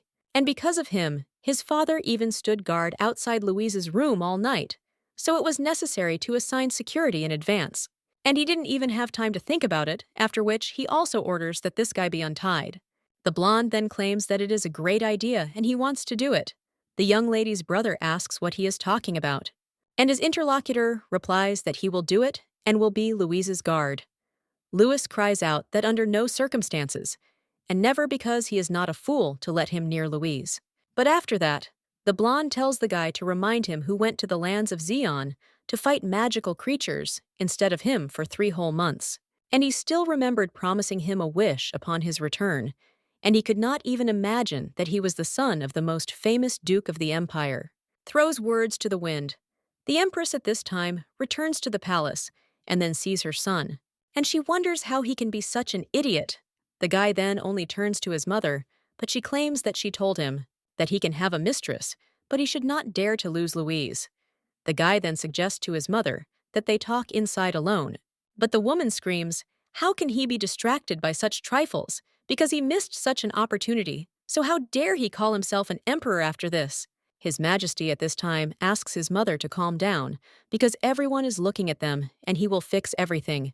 But the woman then wonders what she should wait for, because let him go quickly and return the Empress to her today, and will return it doesn't matter to her, even if His Majesty has to beg her on his knees and promise never to see his mistress again. At this time, Lyra is thinking why she and Yuri should listen to this, and it's all because of the Empress, So maybe she is the Empress. She behaves in a way that is convenient only for her. She must be beside herself with joy right now. The main character is sitting at the table at this time, and a piece of cake falls on her dress. And after that, the maid asks if the lady is okay. Her brother also addresses the girl, and also asks to allow her to introduce someone. And this is the same friend who stayed with them under some circumstances.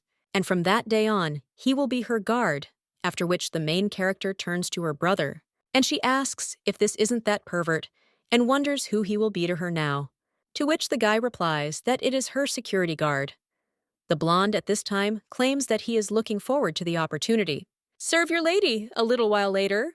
The main character bursts into her father's office. Then he says what Lewis said.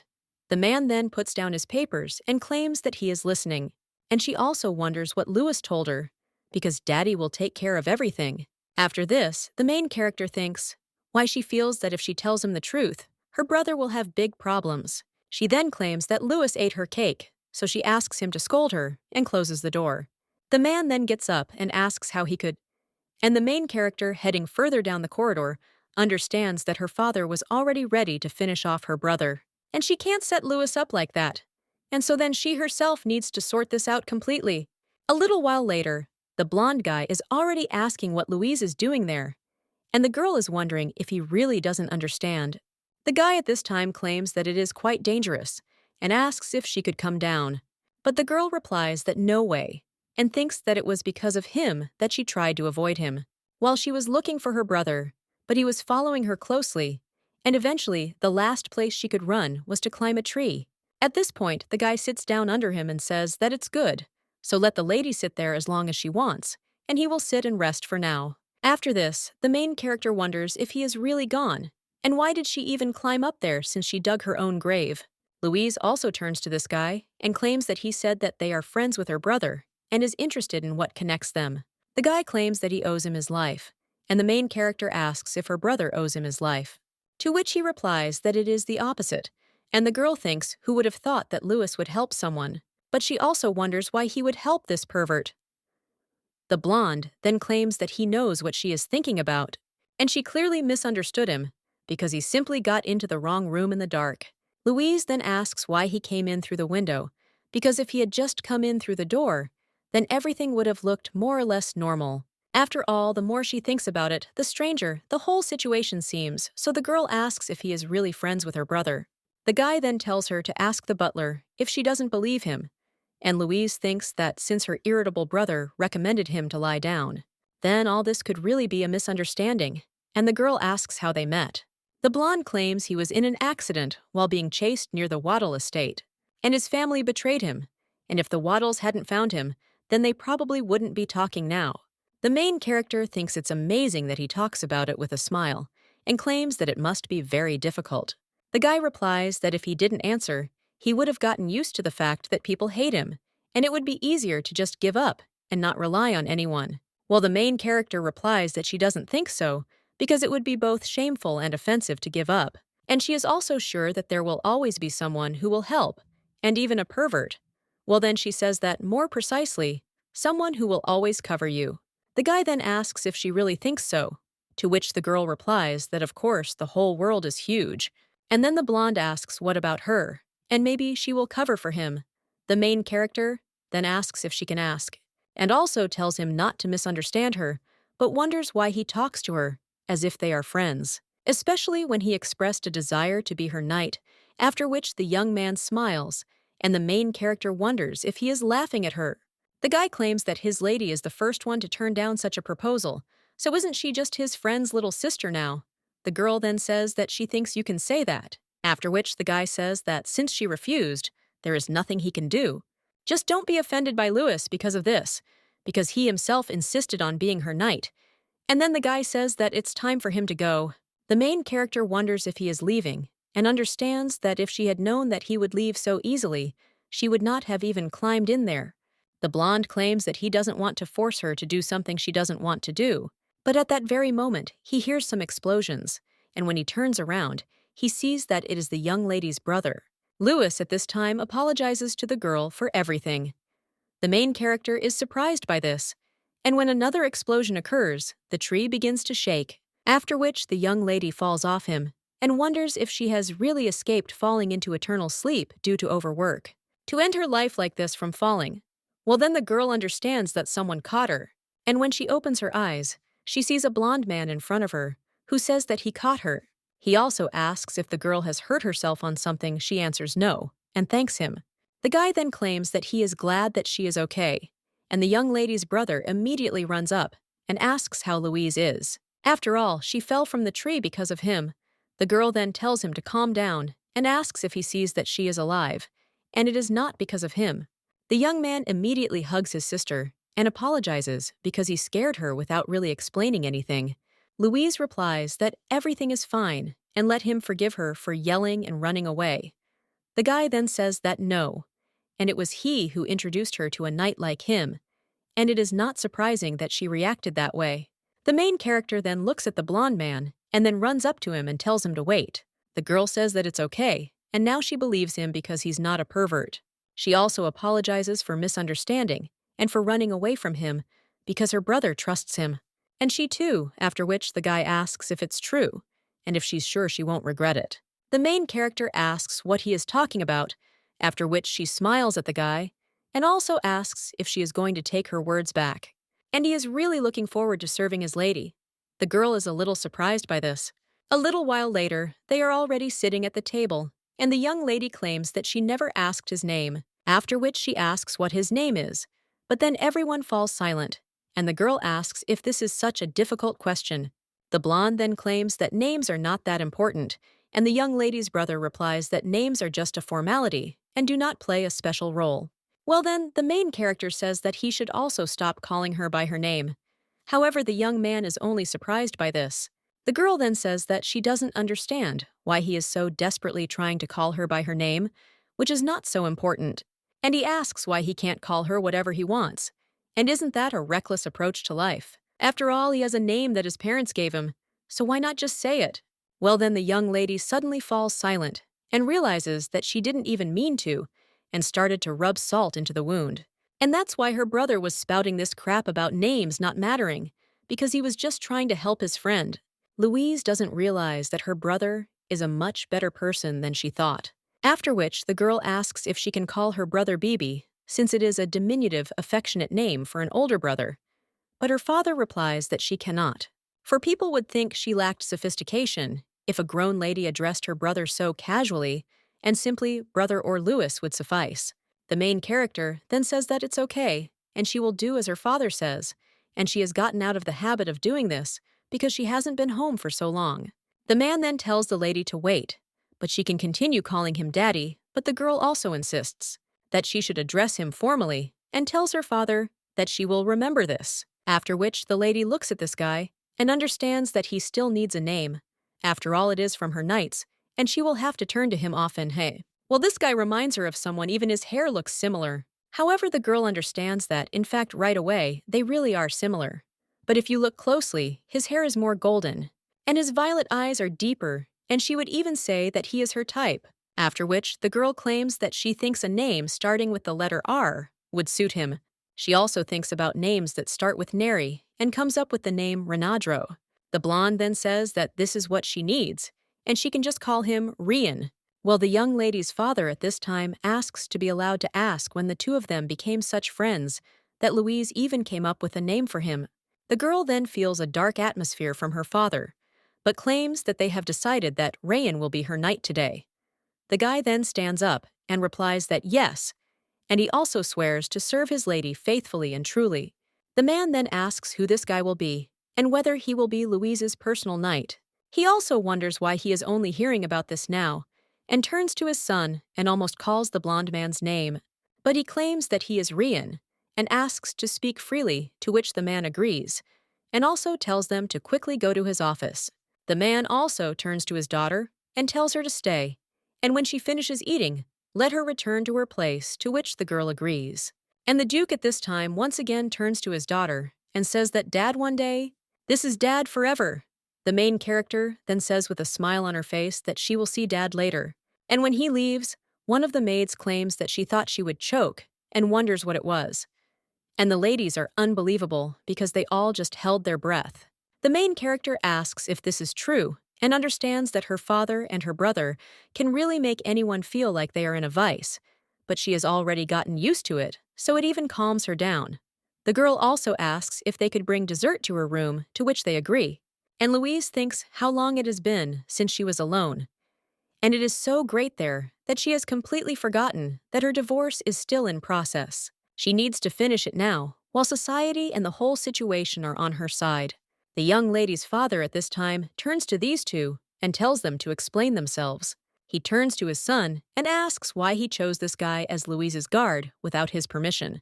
Louis claims that the guy threatened him, but his father then asks if he taught him to behave like that. The young lady's brother claims that even though the guy threatened him, he is actually a good choice for his sister. The man asks why. And the young man claims that the mother Empress sat quietly in Cassian, but quickly returned to the capital after hearing the news about Louise, and she will do everything in her power to bring the girl back. Because sister is the one who can hide all the emperor's flaws regarding the legitimacy of the succession to the throne. The duke at this time asks if the guy wants to say that he has appointed a worthy man to the post of guarding Louise. At this time, the blonde tells his grace that he asked, because soon the imperial family will begin to put pressure on Videl. The man wonders if this is a guess about a member of the imperial family. He also understands that the guy is the first prince of the empire, and whose name is Regan Klaus Owen, the guy. At this time, he claims that he has not been called by name for a long time, and not that he did not like it, because he is grateful to the duke for saving his life, and also for the fact that, risking until now, he hit him. The man then says that there is no need for gratitude and that he is in his debt to him, to which he replies that of course he understands. And he also knows that on the day Louise comes of age, he plans to lead the rebellion with him on the front lines. When the imperial family took away their precious daughter and younger sister, the Videl family closed themselves off and did nothing, so people began to ask questions. Some said that the duke had given up everything because of the loss of his daughter, while others believed that he was waiting for the right moment for revenge. But over the course of 10 years, people gradually lost interest in all this, and the story was forgotten, not knowing that the Videl family has a huge power hidden in it. The guy at this time claims that it will not be easy to get a divorce from the emperor, but changing the ruler could be a good excuse to get his daughter back. After which, the guy also says how typical it is for the Videls to think about changing the government for the sake of their daughter. The man then asks why they are still there, knowing all this, to which the guy replies because what he wants is to be used, because the two of them are not the only ones who care about Louise, and let them not forget it. The guy understands that if he can get Louise out of this terrible place, then he wouldn't mind being used. And since that day, he had been waiting to meet Louise. But she herself had fled from the palace before they came for her. The young lady's father at this time asserts that he would still like to forget it, and the girl's brother also replies that he agrees, because they will pretend that they did not hear it. Well, at that very moment, someone runs into the room and shouts that news has arrived from the palace. After all, they demand that they immediately return the Empress. The man only gets angry after this and also burns this letter. After which, the butler tells his grace that it is a letter from the palace, but the man replies that it was not him, it was Louis. The guy then says that he actually thought that they were united, so how can his father blame him? The man claims that after what they did to his daughter, they still dare to ask for her back, so have they really gone completely mad? The young lady's brother agrees, and claims that even if they begged, they would not return the girl, and now that the Empress mother has returned, they want to take on Louise again. The man claims that their actions are unforgivable, and he will not let them get away with it, after which Louis raises his hand, and also says that he has one good friend in the palace. The man is shocked after this, and he wonders if his son really has a friend, after which he asks what kind of plan this is. A little while later, one of the servants looks into the chancellor's office and asks if he is there, after which he sees this man and documents all over the room. Ruel then asks what is going on, scared by his appearance, and asks if he is okay. However, the guy asks if he looks like he is okay. The servant then hands over a letter and claims that it is from the Videl estate, and this letter was ordered to be delivered directly to him, after which the man looks at it and it says that it is from Louis. The young lady's brother at this time asks in the letter if he will not look into him, laughs loudly. He rises from his seat, after which he takes out a piece of paper and says that it is somewhere there, and finally, it is time to use it. One of the servants then asks the chancellor where he is going since he has so much work. But the man with a smile on his face replies that he is going to see the emperor. A little while later, the blonde is already asking what he said, and also tells Filbert repeated. The guy claims that he is resigning as chancellor, after which His Majesty screams out what this means. The guy then apologizes, but claims that he can't stand it anymore. And the emperor remembers how the main character said that she can't stand it anymore, so let her be overthrown. He also understands that they have been drowning in work, since Louise left Yuri has been raised as a second prince since he was a child, and he couldn't even think about becoming an emperor because in the end the heir was better. This place never belonged to him, and he was never prepared for such a role or interested in it, so for him it was insurmountable. He did not stop studying even though it was already late, and people dissatisfied with his competence began to express their concerns. After her marriage, Louise began to study imperial affairs and soon took over this completely from Yuri, as if that was what she was supposed to do. And if at least one sacrificed himself, then everyone else could be calm and happy. And maybe that's why they say that you don't miss water until the well runs dry. Without Louise, and even without the chancellor of the empire, the end will come, so the man says that he will not allow it. After which, he also claims that he knows how hard the job of chancellor is, but if he shows a little patience. Ruel at this time says that he may not allow it, because it will not change anything, and he apologizes, but he concluded his employment contract with the previous emperor, so now it is invalid. He also says that it doesn't matter even if he orders him to stay. After which, the guy asks if His Majesty knows why he started working in the palace. He had a contract with the previous emperor, and as he knows in Owen, those born after the second son cannot be considered heirs and are simply not recognized. So the first and second heirs were lucky enough to be content with all the privileges of heirs. And all those born after do not even deserve to be considered members of the family, and there are 5 children in his family. He is the second child, and he also has 2 younger brothers and a younger sister.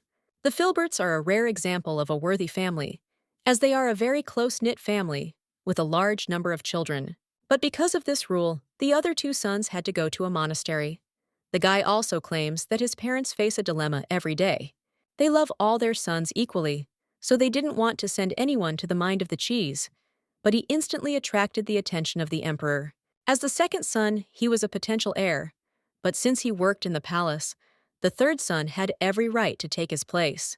But the fourth son still remains on the sidelines, so he made a deal with the emperor. He swore allegiance to him and dedicated himself entirely to the empire in exchange for status for his brother. However, as soon as His Majesty Yuri ascended the throne, this treaty expired, and his loyalty was exclusively for the past emperor. The blonde then wonders why the chancellor is only talking about this now, since a lot of time has passed since he ascended the throne. The guy claims that he still thought about it from time to time, looking back. He thinks that he has crossed all boundaries, because he couldn't even leave his dear friend's little sister there alone. The guy understands that of course he couldn't directly talk to her or help her, but he could at least help a little from behind the scenes. At this time, the emperor asks who this dear friend's little sister is, after which he asserts that this cannot be. And the guy says that now that the Empress has safely left this place, there is no need for him to stay there any longer. His Majesty then tells the Chancellor to wait and asks what he should do if he leaves now. But Ruel claims that they only appreciate when they lose, and at this point, he deviates, and also thanks for everything and wishes His Majesty good luck. At this time, the main character says that then it's great, and she will choose the lovers who will be allowed into the Flower Palace. One of the maids then asks what she was talking about, and whether she really said anything about lovers. The girl thinks it's a great plan and super effective, but then someone else turns to the lady and asks what she just said. The girl then turns to Rayan, to which he responds. But the main character wonders if he thinks he is too close. Rian replies that usually all the guards keep such a distance, after which the main character tells him to move back 10 steps, and the Imperial guards not to get so close, to which the guy replies that she is probably wrong. And the main character thinks, why does he continue to stand over her soul? Because he only moved away a little. At this time, the guy points to the gifts and asks if the Emperor sent them. The main character replies that it seems so. In the letter, he wrote that he misses Louise. But now the main character asks what kind of nonsense this is, after which she thinks that he never said anything like that. She also tells Emmeline to send it all back, to which the maid agrees, and the girl also tells her to burn the sheet. And if she tells her brother about it, he will definitely burn it to ashes. The blonde claims that the girl looks like and really hates the emperor, and replies that that is why she is getting divorced. Well, he wonders what she's going to do after the divorce. The main character thinks that, judging by how her father and brother treat her, she wonders if she can stay there after the divorce, and she thinks it would be a wonderful future. The girl claims that she would like to rest first, and the blonde asks if she plans to get married again. Louise replies that not now, but in the future. Who knows, because life is unpredictable. And if she ever meets a man she truly loves. The blonde at this time asks if she has an ideal, to which the girl replies that she has no special questions, and perhaps someone a little rich with a little power, a little bit handsome, and so that he could listen to her a little bit. Rain tells the lady that the fact that she put a little bit before each request does not make her modest, to which the girl replies that it's okay and she has high standards, after which she asks what's wrong with Togo. The guy replies that he thinks she can find someone to her liking, and the main character claims that there is something else. After all, she doesn't want to get involved with the royal eyebrows, even under the pretext of plunging into eternal sleep, and she doesn't care if it's even for close relatives. The guy then asks why, and the lady replies that she has already suffered enough, and nothing good can be expected from the royals. The young man then says that not everyone is like that, and the girl replies that she is fed up with them to take such a risk. Louise realizes that it was just an excuse, and frankly, it was all because of that prophecy. The person who can get her will become the ruler of the entire continent. And she said a close relative. More precisely, Yuri Klaus, who is the only close relative of the royals, and this means that everyone else is just relatives. When the prophecy comes true, they will not leave her alone, and she does not want to be used anymore. The girl then says that the prophecy is really the biggest problem now. She also wonders what Rian thinks about it. And will he be able to bribe the priests? The young man then tells his lady to wait and wonders how the conversation got to this point, while he just thought for a second. Louise replies that this is the easiest decision, after which the guy claims that he has no doubt that she really is Videl, because it is very brave of her. Recently, she even thought about lovers. The main character at this time turns to the headmaid and tells her to bring the applications. But she wonders if the lady really said that for a reason, and also if she is seriously going to do it. And to that he answers that, of course. And he wonders if the lady thinks she's joking there, and whether she should start by recruiting lovers for the Flower Palace. The maid claims that there were a lot of requests, and the main character says that this is it. And frankly speaking, she herself did not expect that there would be so many of them. But perhaps it is because of the tempting salary. Well then, one of them says that either they are all in love with the lady, after which the girl says that maybe it's worth taking 10 to start with, and she needs to bring it to madness to get a divorce. Of course, she is not going to do anything with lovers, but it is important to put them on display, after which the main character realizes that the blonde has become quiet, and she wonders if he is also interested and will agree to become her lover. The guy then says that everything is fine because he already agreed, and the main character asks what he agreed to, and he answers that it was to be her lover. Louise thinks why he does this, and of course, attracting lovers is just a formality, as well as a tool to destroy a reputation, so anyone will do. But he is his brother's only friend, and also her knight Rayan is a long-time guest of the Videl house, which means she will see him every day when she returns home after the divorce, because even the thought of it depresses her. So whatever happens, this person is out of consideration. Well then, the girl thinks that she doesn't even know his real name, and she asks what his real name is, after which he claims that he would not like to tell her, because if he tells her, she will cross him off the list. The main character understands that it is her fault that she arranged this stupid test, allowing the information not to be disclosed.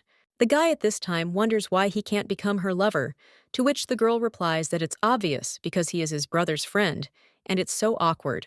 The guy from the church, the neighbor and friend of the main character's brother, asks if he knew that the girl should never trust these three.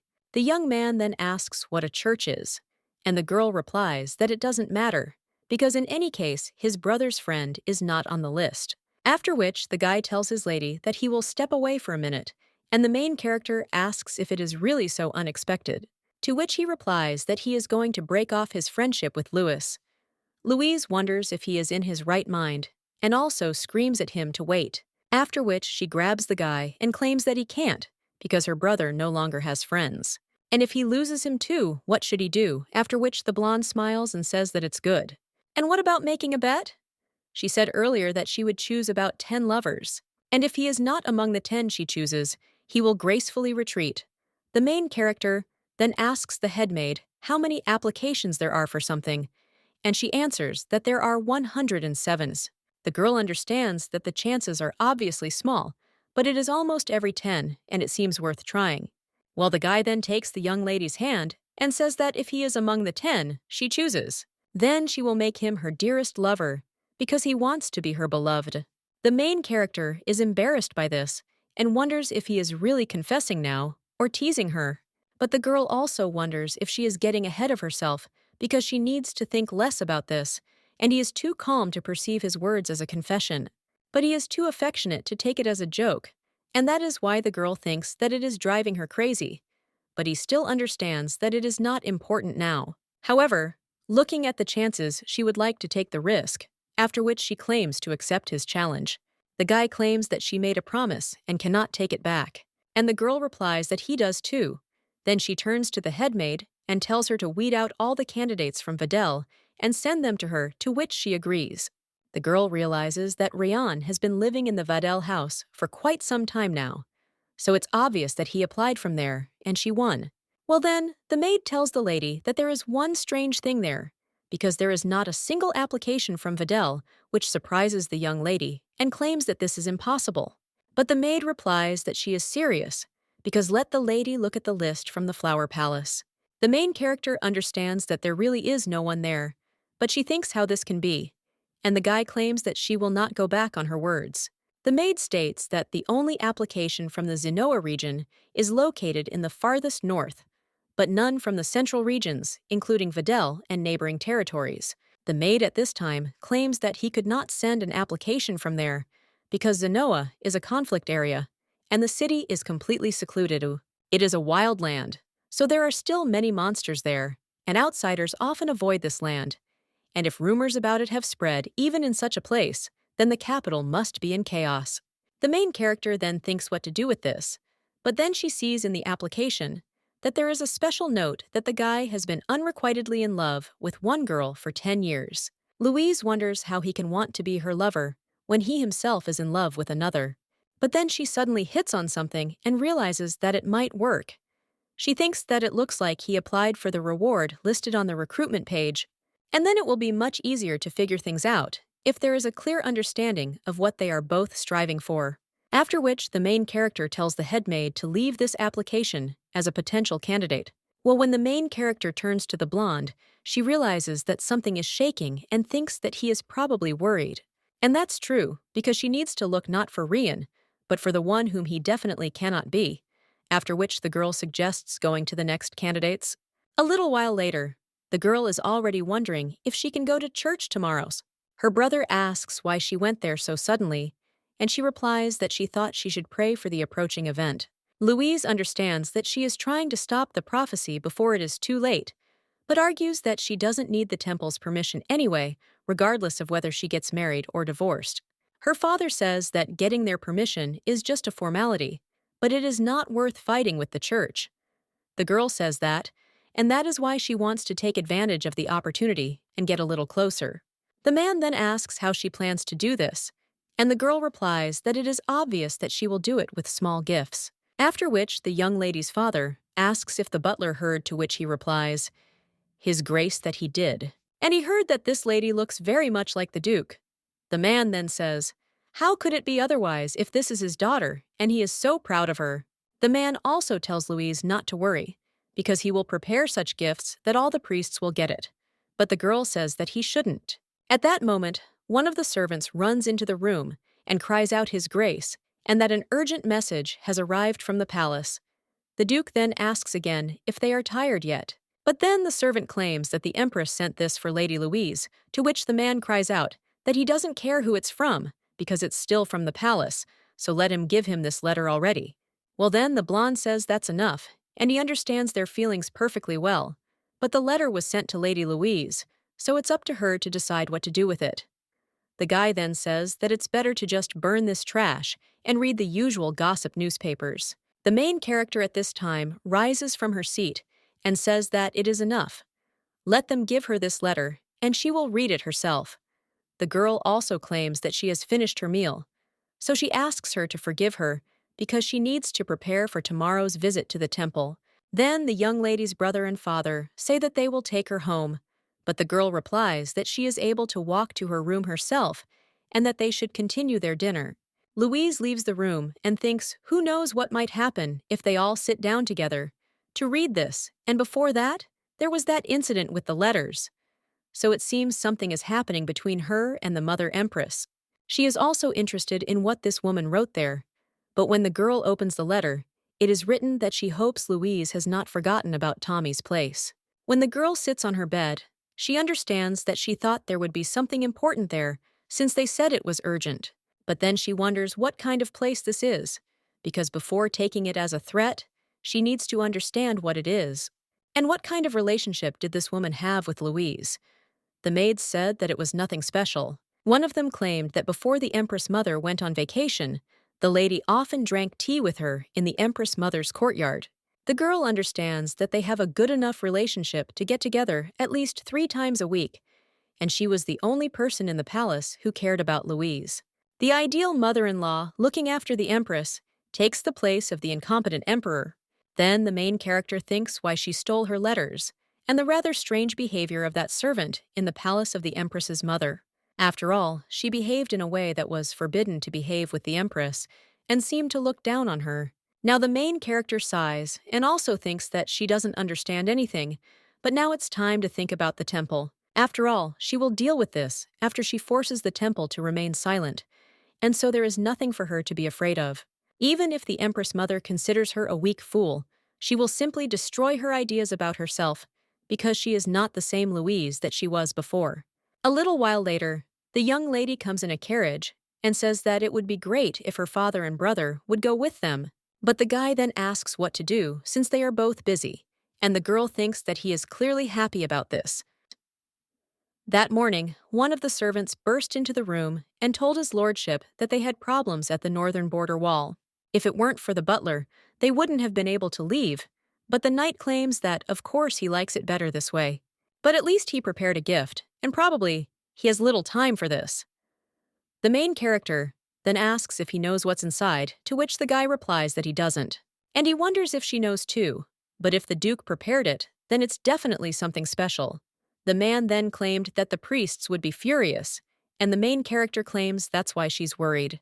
And maybe it just seems to her, but she heard some strange sound inside, after which Reen suggests looking inside. But the girl replies that she didn't answer. Dad said not to open until she arrived. At this time, the guy notices the temple and claims that using magical transport saves a lot of time. And also, the Pantheon Temple is also known as the Central Temple. They will have to walk from the main entrance because carriages cannot cross the border of the temple. After which, they approach the entrance, and the guy takes a mask out of his pocket and puts it on. The main character asks him why, and he replies that he feels a little awkward when people look at him. The girl wonders what he's talking about, but then she thinks that she really did feel uneasy from his appearance and could really cover it up better. At this time, the guy sees people coming out and claims that it turns out that the morning prayer has already ended. He also tells the lady to be careful and not get caught in the crowd, but the girl tells him to think better of himself.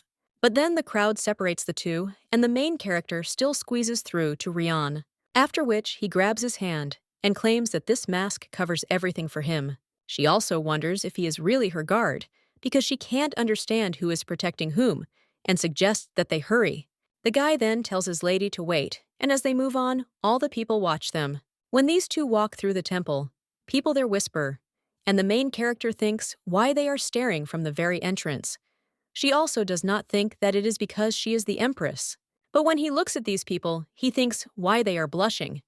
At this time, someone else turns to Lady Louise and says that that statue is the goddess Belati, one of the 3 gods of the Owen Empire. The main character says that this is how she understands them, that they have been just walking there for an hour, and wonders when they will meet the high priest. And Rian is unusually quiet. The temple worker at this time claims that there are only 3 gods on the continent. One of them is Balua. He controls time and the earthly world. The second is Vankot. He rules over death and the underworld. O last god is Belo, she who rules the future and destiny. The main character then says that the other 2 are responsible for the earthly and underground kingdoms, but wonders why only Belut controls fate. Then the priest replies that it is because Belut is in charge of the heavenly kingdom, and this connection given by heaven is why Belut is known as the one who decides the destinies of all people. The woman also turns to Lady Louise and asks if she has seen that sacred line in front of the entrance to the temple, and by crossing this line, she entrusts her fate to Belut, so she must cross it alone. Each person has their own destiny, and therefore, if a man and a woman cross this line and hold hands, then according to legend, their destinies will be connected. They will never part and will definitely fall in love with each other, after which the main character is shocked, and she thinks, what are they talking about? She walked hand in hand with this guy, and the woman at this time claims that therefore even lovers should cross the Belut line separately, unless they are engaged or married, and crossing the line means that the lovers have vowed to be together for life. The main character now understands why everyone was staring at them, and after all, the Empress, who is still married, crosses this line by holding hands with another man, and in the eyes of others, they look like they are in love. So the girl understands that this explains everything. She also looks at Rian and realizes that he is embarrassed, but people seem to think that he behaves this way because he feels awkward. But he's just laughing. The illuminated one at this time turns to Her Majesty and asks if she can ask what kind of relationship they have with that gentleman. The main character understands that it was because of him that she was now going on about all of Belot's background, and the girl claims that he is just her personal knight. The woman then says that it is a forbidden love between a lady and her knight, who is always with her, to which the girl replies that they only recently met. And he asks if it is not too ironic to discuss forbidden love in such a place, after which the priest apologizes and claims that she got a little carried away. Louise wonders if this is really a temple and not some kind of sect. After all, how can a priest get carried away with forbidden love, after which she whispers to the knight that he knew about it and didn't tell her? But the guy then says that he thought that she knew about it and was doing it on purpose, because she likes him so much, and he politely played along with her, after which he asks what they should do. After all, they cross the line together. After that, Louise only tells him to wait with her, because she will tell her brother everything, and she needs to change her personal knight. Well then, the high priest enters the room and greets Her Majesty, and also states that he is the high priest of this temple. The man claims that he is so honored that the lady visited them personally, but he wonders what happened there and what is the strange behavior of the people. Louise replies that everything is fine because they are all very kind to her, after which the high priest claims that he received her letter and therefore asks to pass. The girl does so, but when she goes further, she sees a nice interior and understands that she thought they were throwing all their efforts into serving the gods, after which they sit down over a cup of tea, and the girl suggests getting straight to the point because she has a request. Soon the temple will receive a prophecy related to her, after which the man is surprised. The young lady claims that she wants to change it a little. The high priest asks what that means and claims that he does not understand, and also asks how the lady knew about the prophecy. Well, the girl claims that it's better for him not to know, and whether he believes it or not, it doesn't matter to her. So let him just remember that if the temple receives a prophecy in the next 3 months, she wants everything to be done according to her wishes. The man then apologizes and claims that it will be difficult, and the main character realizes that she did not think there would be problems. The high priest argues that even if her words are true, it is illegal to go against God and change the prophecy. The girl then claims that this is not what she is talking about, and that she does not want to change the text of the prophecy, but simply wants everyone to know about it. Louise, of course, knew that changing the prophecy was illegal, because in the past, when it was affected, there were frequent wars. The kings used the prophecy as proof that they were the rightful rulers, which led to a decrease in trust in the temples. Since then, laws were created prohibiting the falsification of prophecies, and this rule was valid even for kings. The girl then claims that changing the text of the prophecy is illegal, But can't they keep silent during the day? To which the man replies that it is so, and the girl understands that in fact many of the royals did not particularly want to reveal to everyone the prophecies that were unfavorable for them, and now she claims that for the temple, this would also be a good deal. The guy then places the box on the table, and the girl claims that it is a small token of appreciation from her father. The high priest then claims that he is interested in what the duke could have prepared, and the main character replies that, to be honest, she herself doesn't know yet, after which she tells Rian to show them, and the guy agrees. After which, he opens the box, and the girl sees jewelry there. The main character understands that she knew it would be a bribe, but for him to actually prepare the jewelry, how banal it is. The priest then cries out, "Is this really all his doing? He has never seen so many elemental crystals." One of them claims that the shine and purity came out of the expected quality, and they are all of a special class. And the highest class that the temple now owns is Class B. And there are so many of them. The main character wonders if these are elementary crystals, but before she had only seen them in pictures, so this is the first time she's seen them in person. The girl whispers to her knight whether they are really that valuable, to which he replies that just one stone can be compared to the annual income of some noble family. The main character is surprised by this, and the guy claims that even with that kind of money, it's hard to get it. Louise wonders how this little stone can be so valuable, and the priest claims that the duke sent a very generous gift. Therefore, it would be impolite to refuse, and they accept it with great gratitude. But the girl then claims that she thinks she has not received an answer worthy of this gift, and the high priest asks if that is so. And after which the man is silent, and the lady rises from her seat and states that she thinks she has nothing more to say to them. It's even sad because she hoped that they would have a warmer relationship, after which the man screams at her to wait, and he claims that he will accept her proposal, after which the main character claims that this is a wise decision, and thinks that she should have agreed from the beginning. A little while later, she is already heading in a carriage, and claims that it was difficult, but at least this issue is now resolved. And since now the prophecy will not be revealed, she can calmly take care of her divorce. Of course, she will still have to regularly keep an eye on the priests, but now she at least knows their weak points, so there shouldn't be any problems. Rian asks the lady how she found out about the prophecy, to which she replies that it is a company secret. But the young man then says, okay, let her tell at least what is said in the prophecy, because she knows what it is about, and that is why she does not want it to be made public. The main character claims that he is smart, but it is still a secret, to which the guy replies that she has many secrets.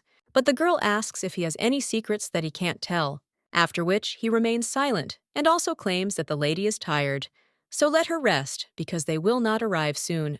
Louise thinks that he also has his own secrets, and Rasul, since they are in the same boat, it would be polite to pretend that she doesn't understand anything. The girl also tells him to wake her up when they arrive, to which the guy replies that she shouldn't worry, after which the girl almost falls asleep, and the guy asks when he can tell her his secret.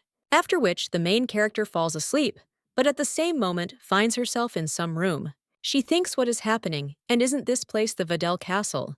And the girl thinks, have they already arrived? The lady also understands that something is wrong, because she is in the corridor and wonders where Reen is, and also whether she is sleepwalking. But at that very moment, someone runs past the young lady, and the girl tells the child to wait. She starts running after the baby and says that she is very small, but too fast. Then the lady sees this girl turn around and then open the door and wonders if she can't see her. At this time, the little girl enters the room, after which she lights a candle and claims that she has arrived. The young man then turns around and asks if it is Louise, and if she is there again, to which the girl replies that yes, after which she puts her hand on the guy's forehead and asks if he feels okay. Ryan replies that now that she is there, yes, and the girl asks if this is true, because if so, then she will come every day. Well, then the guy says that the Duke is her, he scolds her, and the girl replies that it's not true, because Daddy never gets angry with her. The blonde then asks why Louise always comes there, to which the girl replies that it is because he is bored alone. Ryan asks if she is there because of him, to which the girl replies that of course, after which he even claims that his hair shines just like the moon. The guy asks if she is talking about the moon, after which the girl asks if he really doesn't like the moon and if he prefers the sun. Ryan replies that if he didn't answer, he doesn't like the sun because it's too high, which means everyone will only look at it. The girl then says that he is so shy, and then let him be the moon, and only she will look at him. The young man asks if she will look at him, after which the lady replies that she will. And then he says that from now on, he will also look only at her, and they will always look at each other. A little while later, the main character opens her eyes and sees that light hair in front of her again. At this time, the blonde asks if she woke up and slept well. Well, the girl doesn't answer and just looks at him.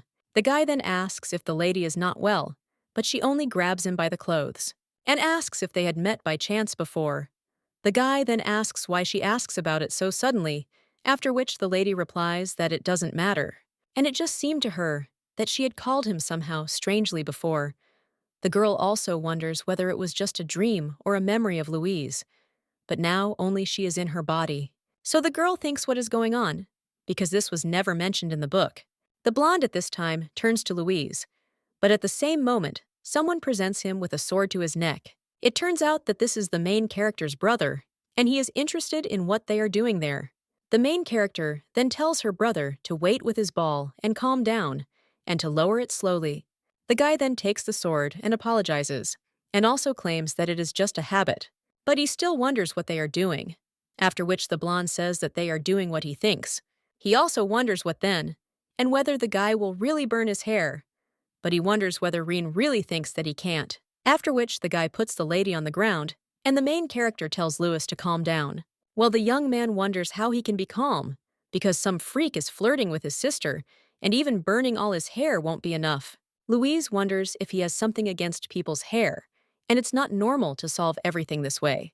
The main character claims that Reen just took her from you because she was very tired, and nothing like that. But Lewis asks why they were so close to each other, then to which the girl replies that it was because Reen irritated her a lot, and she grabbed him by the collar. The young lady's brother at this point says he likes it better this way. He also wonders if his little sister has taught those holy men a lesson. The girl replies that yes, and she put them in their place.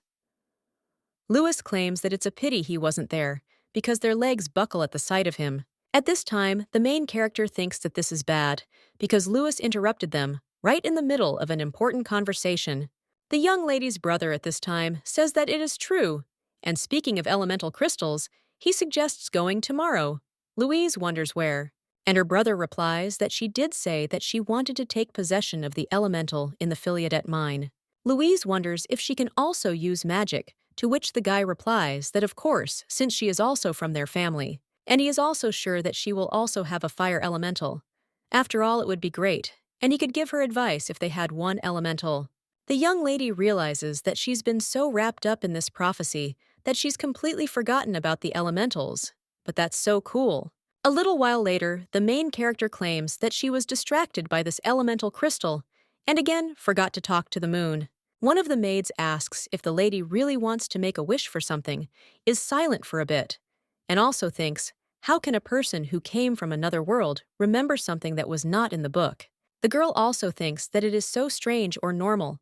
As a rule in such novellas, those who came build their personal life. And then the girl even says that maybe she herself will disappear. Her soul will be absorbed by the body of Louise Videl.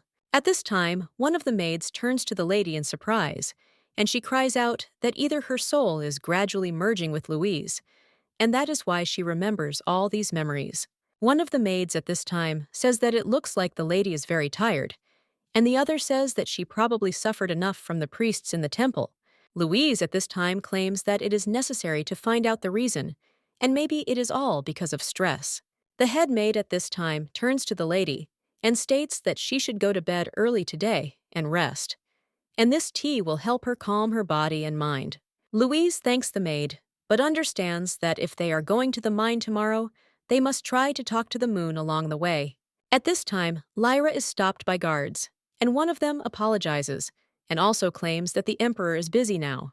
The girl claims that she is fast and asks if she can just drop in for a second. The man replies that he is sorry but he can't, after which the girl with tears in her eyes claims that she hadn't seen him for a week. Then she heads back with the maids, and one of them tells the lady not to worry, because the emperor is probably very busy now, and he hasn't forgotten about her. When he sorts out all the matters, one of the maids will definitely visit her, and she also claims that she is right, because she heard that things are not going well for him right now. So it seems the Empress was doing a lot of work, but then another maid motions for the girl to be quiet. Another maid speaks and asks the lady if she has heard that rumor about the Empress. After all, a few days ago, the chancellor resigned from the imperial palace. After which the girl asks what happened to Togo, because the whole empire knows about it. But the maid claims that she heard from his assistant that immediately after this, the chancellor went to the Waddle house. Then someone claims that this is the Empress's family. But why would he go there? After which someone else says that her colleague should wait, because the Empress is at home now. Then another maid asks, only not to say that the Empress specially called the chancellor. After this, Lyra asks how she could do such a thing. And then the maid claims that it is true, because when everything does not go the way she wants, she destroys everything around her. Another one of them claims that it is terrible. And this lady is the one who should be taking care of the empire, but she is leading her to destruction. And he also tarnishes the dignity of the imperial family by filing for divorce. And was there ever an emperor without an empress? And never therefore, it only shows how callous the empress is. The girl also reads an article in the newspaper about how the emperor has recently been showering the empress with extravagant gifts in order to get her back. And the girl claims that she is full of malice and envy. One of the maids claims that she is probably jealous because His Majesty is in love with Lady Lyra. At this time, the girl understands that everything has returned to normal, and all because her position has not yet been strengthened. Yuri promised to make her his lawful wife. Well, what is she doing now? The girl also recalls the gossip of the aristocrats, that it seems that His Majesty's favor to his mistress is weakening, and apparently she is not going to secure her place as a spouse. At this time, someone else says who came, and claims that they haven't seen each other for a long time, after which he asks how Her Highness is doing. The girl then asks if it is her father. The man claims that he was waiting near the entrance, but she was gone for a long time, so he decided to come in. And he also hopes that everything is okay with her, to which the girl replies that yes, everything is great. But then he asks if she is sure, after which he takes a strand of the girl's hair, and he claims that they say the Empress filed for divorce and returned to her dominions. Lyra claims that she will take care of everything that happens in the palace, so that her father will have nothing to worry about. But the man asks how he cannot worry, since this issue concerns their entire family. After which, he turns to his daughter again and asks what she is doing with that cute face. To remain just a mistress in these difficult times when the Empress is gone. Therefore, if she hesitates and loses the Emperor's favor, then their family will end. He also releases the girl and states that in this case, he expects good news from Her Highness, after which the girl falls to the floor and asks what she should do. At this time, one of the maids claims that there is only one exit in Lady Lyra, but she has to do as she says, and the girl asks if she is ready for this. The maid also tells the lady not to worry, because if she follows her words, she will be able to return the Emperor's heart, and even the Empress Mother will be on her side. The lady will become the most important woman in the empire. The main character at this time asks her brother how long they still have to go. The guy replies that just a little bit more, because they are almost there. And the main character thinks how many times she has already heard this. After which they pass near the burning lands, and the girl understands that she of course expected that the path to the mine would not be easy, but it is as if they are walking through the underworld. At this time, the young lady's brother asks what she will say, and whether it is not fascinating, and then answers, "Don't even say it." Louise realizes that these two are walking around so calmly, as if it's nothing, and the young lady's brother asks if the girl knows that their family has made a pact with the first elemental. The girl replies that yes, she read that their family received the title of Elemental Kings. The guy replies that this is why their family's fire is so powerful that it can absorb any other flame. Then he also asks if the girl knew 100. There are 2 original elementals. Louise asks how this can be if they are both first, to which the guy replies that there are none, and they were originally, but the blonde compliments him and claims that at the dawn of time there were 2 of them, and these elementals appeared in the world of people. One of them is an elemental of fire, and the second is ice. Lewis then screams that he is actually talking about the main character and asks where the ice elemental is now. The guy replies that he disappeared, so only the fire elemental Videl is now known as the first star. The main character wonders how it disappeared, and the young lady's brother asks if these two just ignored him, since it was he who started the story. Then the young lady tells him to continue, and the guy suggests continuing from where he left off. The young man claims that at first there were two elementals. They lived in peace, and each controlled its own part. But soon, a conflict arose between the two of them over people. The fire elemental was kind to people and wanted to help them, but the ice elemental hated humans and wanted to exterminate them. However, Videl chose the side of humans, and disappointed by this, the ice elemental hid herself. The main character is interested only in that this man with whom Videl made a deal was also their ancestor. Her brother replies that it's a good thing they made a contract, and that's why they took the name Videl, a fire elemental, the same as their family name. Well then, the main character wonders if the ice elemental should have a name, to which the guy replies that yes, and her name is Eldia, which means disaster. The main character wonders if that's really true. The young man replies that the real name of the ice elemental is Eldia, but over time she became known as a disaster. People were afraid that one day Eldia might return and destroy all of humanity. The main character thinks that she looks very angry, but for some reason she feels sorry for her. Well, talking about it now would be a little inappropriate, and yet it must have been excruciatingly painful to be abandoned by your only friend. She must have hidden herself out of extreme sadness. Now the main character claims that since Videl is capable of burning everything, Eldia can also freeze everything around her. The guy replies that yes, he is interested in why the girl asks, to which she replies that if they fought, who would win? Lewis claims that it is a good question, and he knew the girl would ask him, but he does not know what to answer. In any case, he claims that these are all legends, because Eldia has gone far and for a long time, and he tries to convey how virtuous Videl is. Therefore, like him, let the girl behave proudly and confidently. Louise asks if he wants to tell her that if she does something crazy, Tony should stop, and if she wants to turn everything upside down, she should just do it. The guy then says that his little sister is a quick learner, after which he claims that they came to this place, and the girl sees the entrance to the mine in front of her. When they go inside, the girl is surprised because she sees many magic stones. Her brother claims that everything she sees there is elemental crystals, so she should not touch them thoughtlessly, because each of them has certain properties depending on the color and light. He also takes one of them and suggests starting with something glowing, after which he tells the girl to take it in her hands. He also claims that elemental crystals choose their owner themselves, and if he understands that the girl is right for him, he will let her know himself.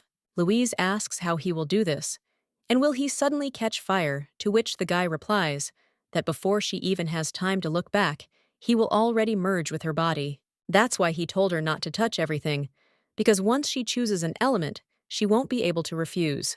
And since she is the heir of the Videl, her connection to the crystals may be twice as strong as others.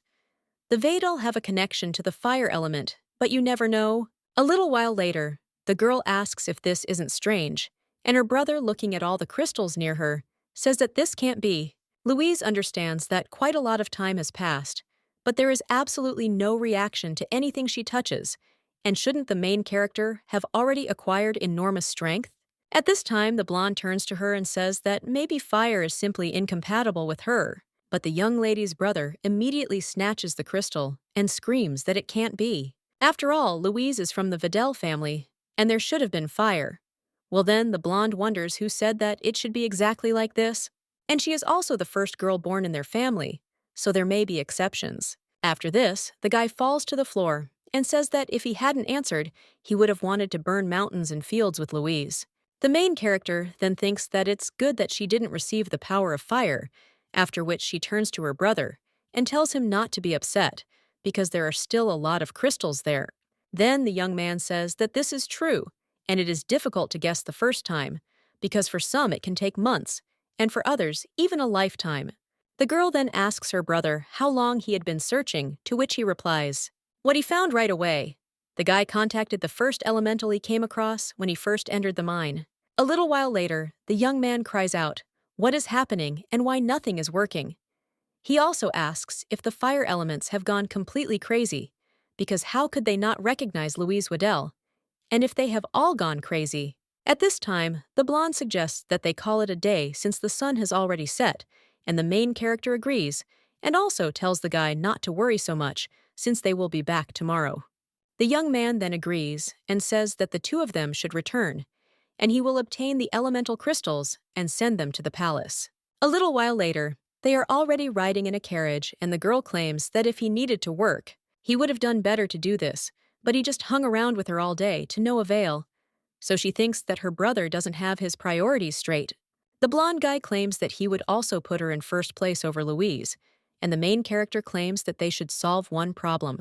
The girl thinks that her brother, who is always following her, is not there now. And when they return home, she will not have a chance to talk to him, so she needs to clarify everything now. At this time, the guy asks if she wants to solve the problem, after which he takes her hand in his, and also wipes and says that she has stained it.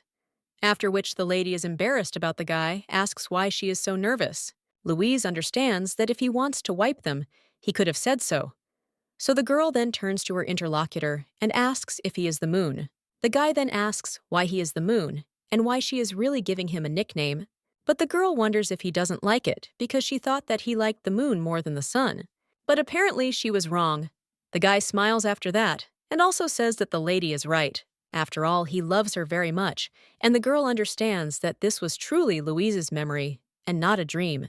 After which, she also turns to the guy and claims that, to tell the truth, she doesn't have many memories from her childhood. But as soon as she returned home, she began to remember something. The blonde then asks what she remembered about the girl, who replies that she remembered a sick child lying on a bed in a dark room, and herself, who was little, ran around him. So the girl asks if he is that child, after which the guy takes the lady's hand in his and says that then she remembers it too. Rian kisses the girl's hand and claims that he is talking about a promise to look only at him. The main character at this time thinks whether he is proposing to her, but at that very moment, the carriage shudders. The blonde then comes out of it and asks what's going on, and one of the servants replies that they have a problem because there's a person there.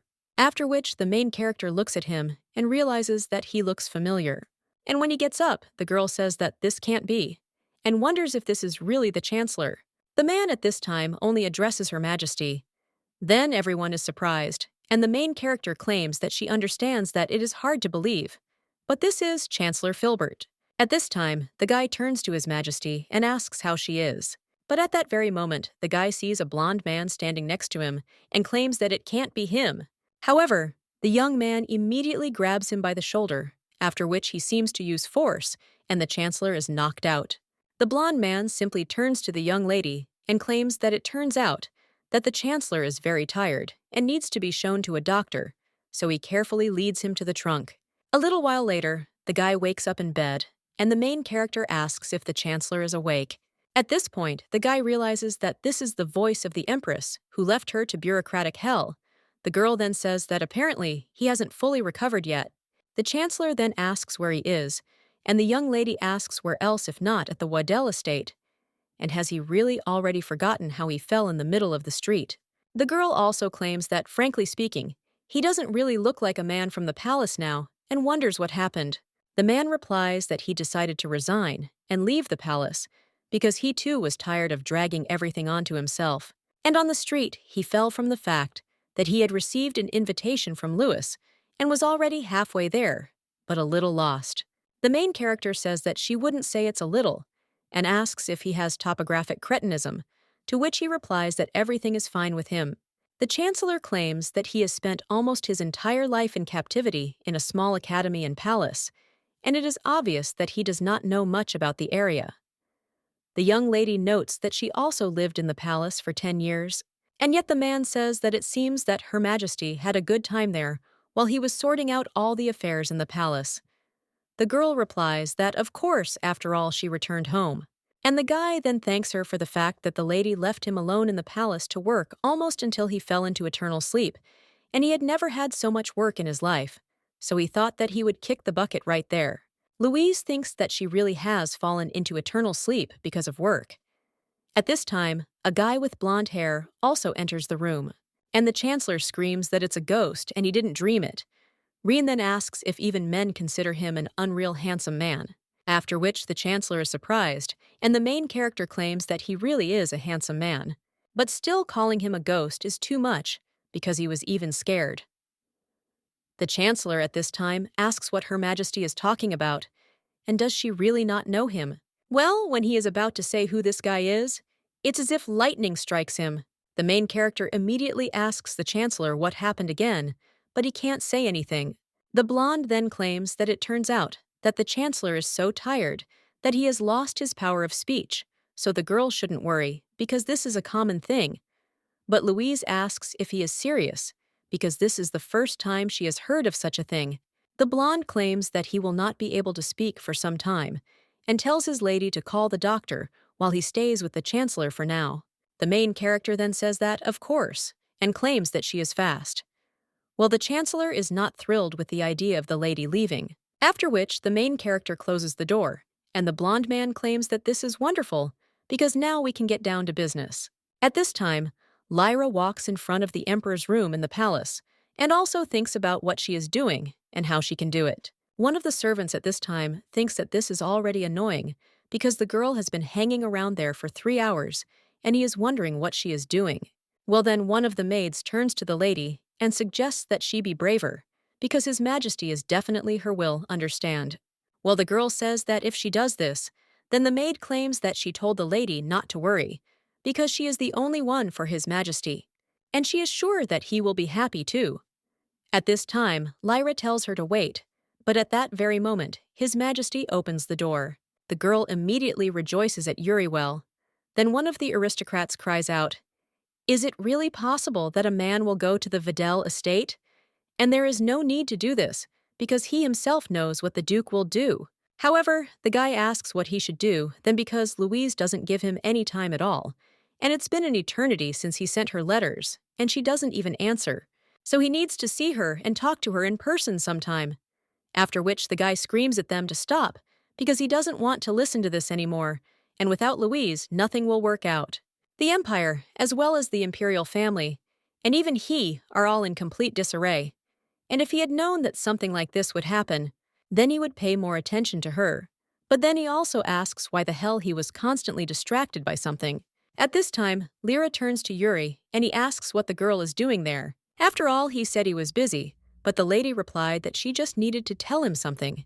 The guy then asks what she is talking about, and claims that the girl could have sent someone for this, but she replies that it is very important, after which she turns to Yuri and takes his hands. The guy asks what happened, after which the lady claims that they will have a child, and the guy is shocked and asks what she is talking about.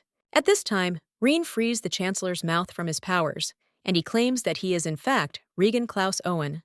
The guy then says that they haven't seen Ruel for a long time, and he replies that of course he would recognize this arrogant idiot, and he was alive.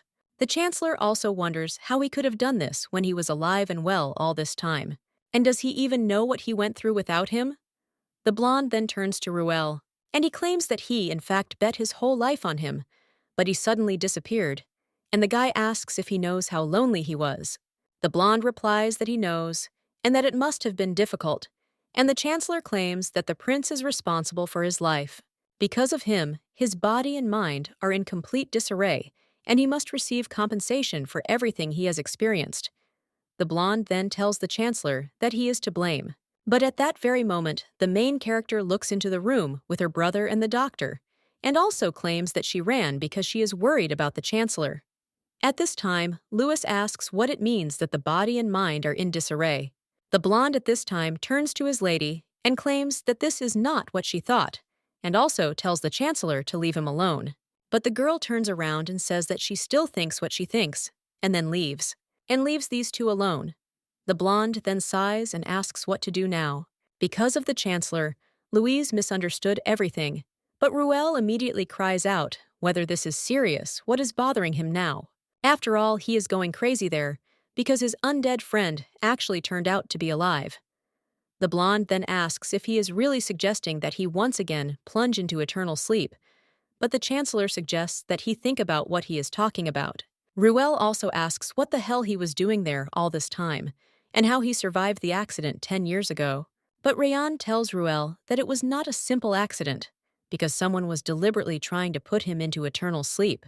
On that day, 10 years ago, the boy received a letter from his father in which he wrote that he needed to talk to him one last time, so the prince urgently set off with several elite knights. But soon they were attacked, and there were a lot of mercenaries, so over time the situation began to turn against them. After they and the knights had used up all their strength, they used poison. The chancellor wonders if this is really the case, after which he thinks that if this had been an attack aimed at the crown prince, they would have immediately put him into eternal sleep, but instead they used poisons. Then the chancellor asks His Majesty if he remembers what kind of poison it was. The guy replies that he has no idea, but something was wrong. His body just went cold as ice, and his tongue went numb, making it difficult to speak. The body became as hard as stone. He and all his knights were fully conscious, but no one could move. They were grabbed and thrown into a carriage to be taken somewhere. But an accident occurred, and the carriage fell off a cliff. Luckily, she fell not far from the Videl estate. But the chancellor then asks how the guy survived the fall, to which he replies that the mercenaries wrapped his body well. Although his body was paralyzed, his magic was still there, which is why he suffered the least from the fall. The chancellor then claims that the assassins knew who the guy was, to which he replies that yes, and they also knew about his ability. Ruel claims that lightning is a rare ability, even in Owen, and the guy had only just shown his abilities then, so few people knew that he was capable of it. This means that his immersion into eternal sleep was beneficial to someone from the imperial family. The guy claims that it is Empress Mother Marilyn Blige. He also thinks that she is involved in all this. At this time, the chancellor asks if this is why he didn't return to the palace, and the blonde replies that it was for this reason too. But the effects of the poison were severe, and the poison was so strong that it took him a long time to neutralize it and recover. The Videli hid him so that he could enter a secret life, and if the fact that he is alive is revealed, then his assassin will not leave him alone. Well, then the chancellor asks why Videl helped him and what they got out of it. The blonde claims that the duke plans to use him to force Louise to abdicate the throne, after which the chancellor asks if the duke really wants to make him emperor. The guy replies that yes, and if there is a change of emperor, he will be able to get his daughter back. But then Ruel claims that if this is a prince born from the Empress, then there should be no problems. The guy replies that yes, and the nobles, and that they are so concerned about the issues of succession to the throne, they will object, especially if they know that Duke Videl is behind the return of the first prince. Ruel asks if it turns out that the duke has been planning to change the emperor for the sake of his daughter for more than 10 years, to which he replies that one could say so. The chancellor understands that this is a common occurrence for Videl, and everything does not look so bad. Even though this is treason to the current crown, yes. And we are talking about the return of the legitimate prince to his throne. And of course, all this is in a number of personal interests, but in the eyes of others, it will be fair. But then the chancellor wonders why Regan agrees with the duke's plans, knowing that he saved him in order to use him later. The guy replies that it is because he is also waiting for Louise's divorce, even if he becomes emperor. He won't be able to marry a married woman. The guy also claims that he can certainly force her to marry him, but that would ruin Louise's reputation. He doesn't care about his reputation at all, but he doesn't want Louise to suffer in any way. The chancellor then realizes that this guy has already planned everything for a long time. A little while later, the main character turns to Ruel and asks if he is hiding something from her, but he only screams that he knows nothing. Louise asks why he doesn't know, because he has been avoiding her gaze from the very beginning. And it's strange, after which the guy claims that he wouldn't dare, and wonders if Videla even knows. That this madman is hunting for Louise, and how can Regan even dine so peacefully? After which he looks angrily at this guy, and the main character seeing this understands that she knew it all along. After all, there is something between these two. After which Louise turns to the chancellor and claims that she honestly did not want to ask this knife too is happening between the two of them. At that moment, the maid bursts into the room and addresses her. Lady Louise asks what is going on, and is it really her ex-husband again? The girl then claims that they say that Lady Blair is pregnant by His Majesty, and they want the lady to return quickly for her coronation ceremony as a wife. The main character then thinks that this can't be happening. At this time, the emperor bursts into his mother's room. The woman then asks His Majesty what brought him there, to which he says that his mother shouldn't pretend that she doesn't know because he's not in the mood right now. The mother Empress then asks if this is true and states that she will then say this. And he wonders how many times she told him that the Emperor should not lose his composure. But the guy claims that she did send a letter to Louise. The woman replies that yes, and she sent it after, which the guy screams, asking what she was thinking. But she wonders what he is talking about, because there is nothing unusual in crowning a spouse who will give birth to an heir to the throne, and the Empress is obliged to monitor such events, so it is obvious that she should have called hers. Well then, the blonde screams, why did she send the letter on his behalf? After which the woman asks if he is afraid that Louise will turn away from him completely. She also asks her son why he is so worried, and he didn't marry her out of great love. The guy claims that affection can appear over time, and the woman asks if he is talking about affection because it is funny. She also tells the guy not to worry because she has provided for everything and cannot miss the opportunity that his mistress has provided them with. The Emperor then realizes that Lyra usually irritates her and wonders if something is wrong, after which he wonders what the hell his mother is up to. After all, if they send such a letter to the Empress that she left because she wanted a divorce, the Empress claims that this will make the girl relax her vigilance and return. After receiving this letter, she will think that the guy has finally decided to give in after being refused a divorce, after which the blonde asks if she says that the girl will return to complete the divorce. The woman replies that yes, she will definitely fall for it, and all they can do is wait patiently. A little while later, one of the maids turns to the Empress mother and asks if she really thinks that the Empress will return. After all, they say that the doctor who examined the lady is a close friend of Earl Blair, and she is interested in whether this girl is really pregnant. After which she still asks forgiveness to Her Majesty for what she said. The main character at this time claims that this letter must have been written by the Empress mother, and the young lady's father does not hold back and also burns this letter. Louise replies that of course, since she would hardly have participated in Lyra's pregnancy, and she must have thought that having received the letter from the Empress, she would run to demand a divorce. And considering that she had previously intercepted her letters, it is most likely her doing. Then the young lady's brother argues that she shouldn't go, but rather just ignore it. But the girl replies that no, and she will go. Louis asks if she knows that this is a trap and is still going to go. Louise replies that sooner or later, she would have to deal with this issue anyway, but she can't just sit around like that forever. The girl understands that the longer this continues, the worse it will be for her, because due to the absence of the Empress, chaos will begin in the palace, which will soon affect the lives of the townspeople. And when that happens, they will blame her for abandoning the empire and leaving, also so untimely, since it was originally assumed that the girl would become pregnant after Louise's coming-of-age ceremony. But there are still 2 months left until it, so everything is happening too fast. And it is very different from the original story, so the pregnancy may be worthwhile somewhere. Well, if Lyra isn't lying, it could interfere with her plans. The main character then claims that she'd better hurry, but her father replies that he will not allow it, and he is too worried because they are finally together. The main character then puts her hand on her father's hand and tells him not to worry, because she is not alone now, and she is not the same old Louise. The man almost cries after this and says that his daughter is so charming. Louise thinks what a relief it is to see that her father has not changed. But Rayan claims that he cannot send the girl alone to such a dangerous place. But when he is about to say that he will go with her, the young lady's father immediately asserts that he will not go. Her brother and the chancellor also support this idea. Louis says he's going, but his father says he's not going either. The boy asks why not, and the man asks if he has already forgotten how he threatened the emperor the last time he went to the palace. And in the end, as a father, he worries about his daughter. But then the chancellor and son of the duke says that he can't answer exactly how the duke can go to the palace if it's not even the day of some event. After which they all sigh heavily. Someone else says that there is one last option left, after which they all stare at the chancellor. But he asks what they are talking about, since he is not going, and it seems that someone has forgotten that he just resigned and left the palace. The main character then says that she has an idea and wonders about getting a job there again. A little while later, the blonde guy claims he doesn't like it.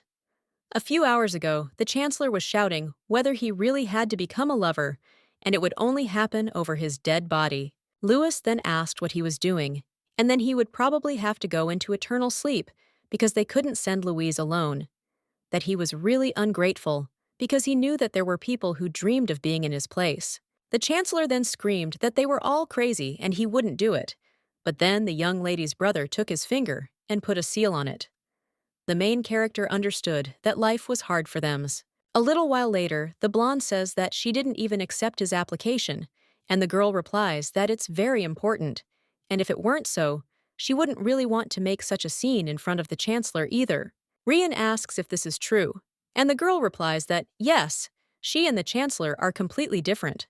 For example, she doesn't like the way he boasts about being a genius, and the way he constantly grumbles, after which the guy with blonde hair smiles, and the main character stops and thinks, is she really trying to console him?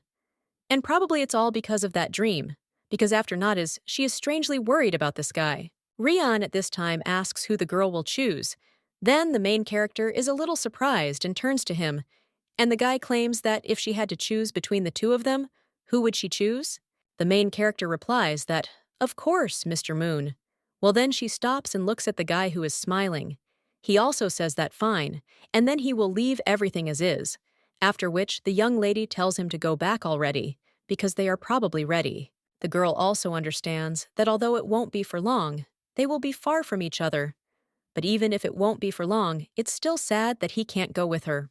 The chancellor at this time cries out to Her Majesty that it is not too late, and if she changes this stupid decision, the head maid at this time says that Mr. Rule is so loud and pushes him into the carriage, but he screams that he cannot believe that he is her lover, and it is so humiliating.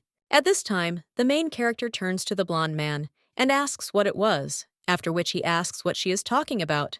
The girl claims that when the chancellor returned, the two of them held each other and shouted that they were taking responsibilities. Rian claims that, frankly speaking, this is all a misunderstanding, because there is someone he has liked for a long time, although it is a long-standing and unrequited love. The main character then says that she knows, and the guy asks if that is really true, after which the lady falls silent. The head maid at this time tells her lady that they are loaded and will be leaving soon, so let her get into the carriage. The girl agrees and heads towards the carriage, but the blonde grabs her hand and asks what she knows. Louise thinks, how can she not know this when everything is so obvious? And of course, after that dream, she was already sure that maybe he had feelings for Louise ever since then, and maybe she had feelings for him too. But unfortunately, she is not Louise, and when life is at stake, she has no time for personal feelings, and she already has too many problems. After which, the lady claims that she was joking, and that she actually has no idea. But the guy claims that he thinks she does know, to which she replies that she really doesn't know. And the blonde guy just laughs after that, and also says that it's good that there's still time. If he wanted to give up so easily, he wouldn't have gone so far, and would let her go for now. But he still tells the lady to think about this issue before their meeting, because he doesn't want to do something. What might not please his lady, after which he kisses her hand. The maid at this time turns to her lady, and then she takes her hand from the guy and screams that she is already running. Then the girl gets into the carriage, and her brother and father come up to her. The main character says goodbye to them and claims that she will be back soon. Her father then says that it is fine and tells Louise to be careful. Her brother also tells her not to try to solve everything on her own. The chancellor then says that they are not parting forever and will all meet at the palace in a week, so the Duke and Louis are exaggerating. The main character wonders what he's talking about and whether they'll really meet in a week, to which the chancellor asks if she hasn't heard about the fact that Videl was also invited to the coronation ceremony, and this is obvious since it is such an important royal ceremony. After this, the main character remembers what the blonde man told her and understands that it means she has little time.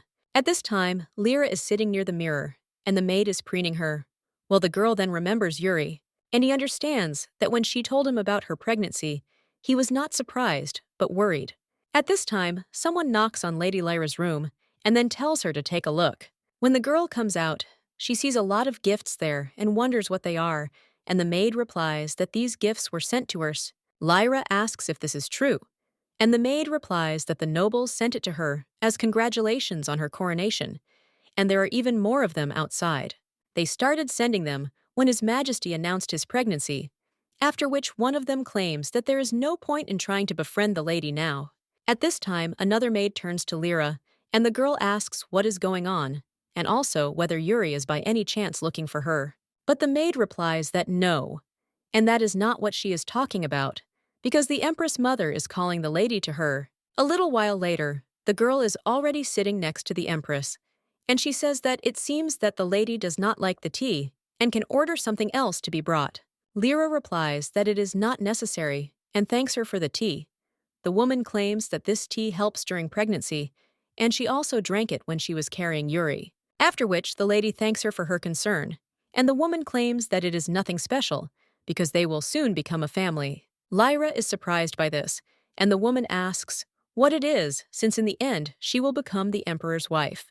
The brunette also claims that she was a little harsh with her, and understands that the lady is a little awkward in her presence, to which the girl replies that this is not the case.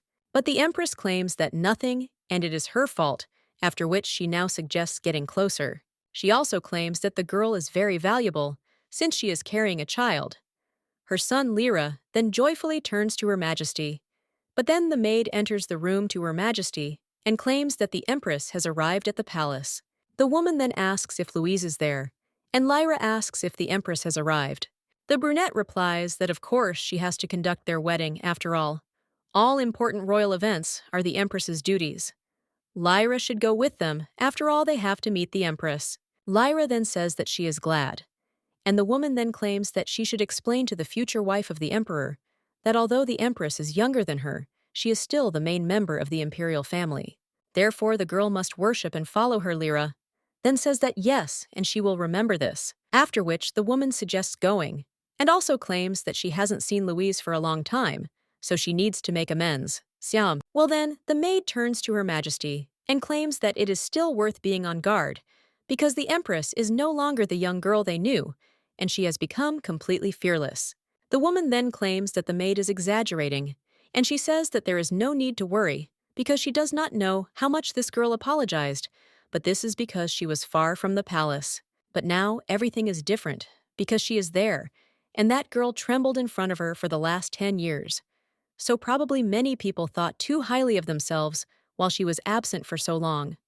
So they will see if she can behave the same way now. Well, when the woman approaches the main character, she only says with a smile on her face how many years and winters there are. And she missed her mother Empress so much. The woman is shocked by this, after which everyone around falls silent, and the main character wonders if she did something wrong, and she thought that Louise had a warm relationship with her mother, the Empress. She also thought that they were close as mother and daughter, but apparently not, after which the girl apologizes and claims that she is just so excited from seeing her after so much time. The woman then says that this is how she thanks Louise, and also claims that she is glad that she has returned, and also wants to apologize. After all, she heard that Yuri had been bothering her while she was gone. The main character wonders if she is really telling her this now, after which she tells the woman that this is true, and if she were there, she would punish him, to which the Empress mother replies that of course, because she is always on Louise's side. And the girl then asks if she will be on her side this time too, and after that, the woman just smiles nervously, and the young lady claims that she believes that the lady will definitely help her, after which the woman looks at the servants. And then he even suggests that they first go into the house and talk there, because the girl must be tired after such a long trip. So she asks how about taking a break from everything and having a heart-to-heart talk. Louise realizes that she knew the letter was just a bait, and she does not intend to give her a divorce, after which the girl says that she does not mind. She also turns to Lady Blair and claims that they haven't seen each other for a long time, and also asking whether it is worth calling her Empress already, because she heard the news. Therefore, he offers his congratulations, because this is a great success for the Empire. The brunette then says how wonderful it is, and she can see that they get along so well, so she hopes that they will continue to support each other. The main character claims that very soon they will become strangers to each other, so what's the point of thinking about it now? The woman is shocked after this, and the main character claims that she almost forgot, because she wanted to introduce someone to them, after which she asks why he doesn't get out, after which the guy gets out of the carriage, and people seeing him ask if this is really the chancellor. One of the aristocrats then asks why the chancellor is with the Empress, And another one wonders if the Empress persuaded him to return to them to help solve all the problems with that escape. After this, the main character thinks how they were dreaming and takes the guy by the arm, and also asks to be allowed to introduce him because this is one of her lovers, whom she already told about, and whom she wanted to bring to the palace. Of course they all know his name, and the girl asks if she should tell how they met. The Empress is shocked after that, and the main character thinks how good it is that she chose Ruel, because if it had been some ordinary man, then the Empress mother or someone else could have intervened. Well, they can't put such an important person for the Empire into eternal sleep. A little while later, the guy claims that he has never experienced such humiliation in his life, and would rather go into eternal sleep. The main character then asks the maids if they heard that this guy loves her so much that he is ready to plunge into eternal sleep. At this time, one of them turns to Her Majesty and claims that she must say that he will supposedly, really now, plunge into eternal sleep. The main character then says that in One and More, no joke, they are right, and it's all just a disguise. Then one of the maids says that she knew it, and the lady really surprised her, because for a second she even thought that she had gone crazy. Louise at this time thinks that she cannot believe that the maids treat the genius of the Empire this way, and the guy at this time wonders if he has to be there. Louise replies that of course they are lovers, so where else would he be, and let him not worry, because she won't lay a finger on him. The Chancellor then cries out whether she will lay a finger on him, and he never thought about it. The young lady then thinks that he really has always been alone, and even feels a little sorry that he is so embarrassed to be someone's lover, considering that he had no one before her.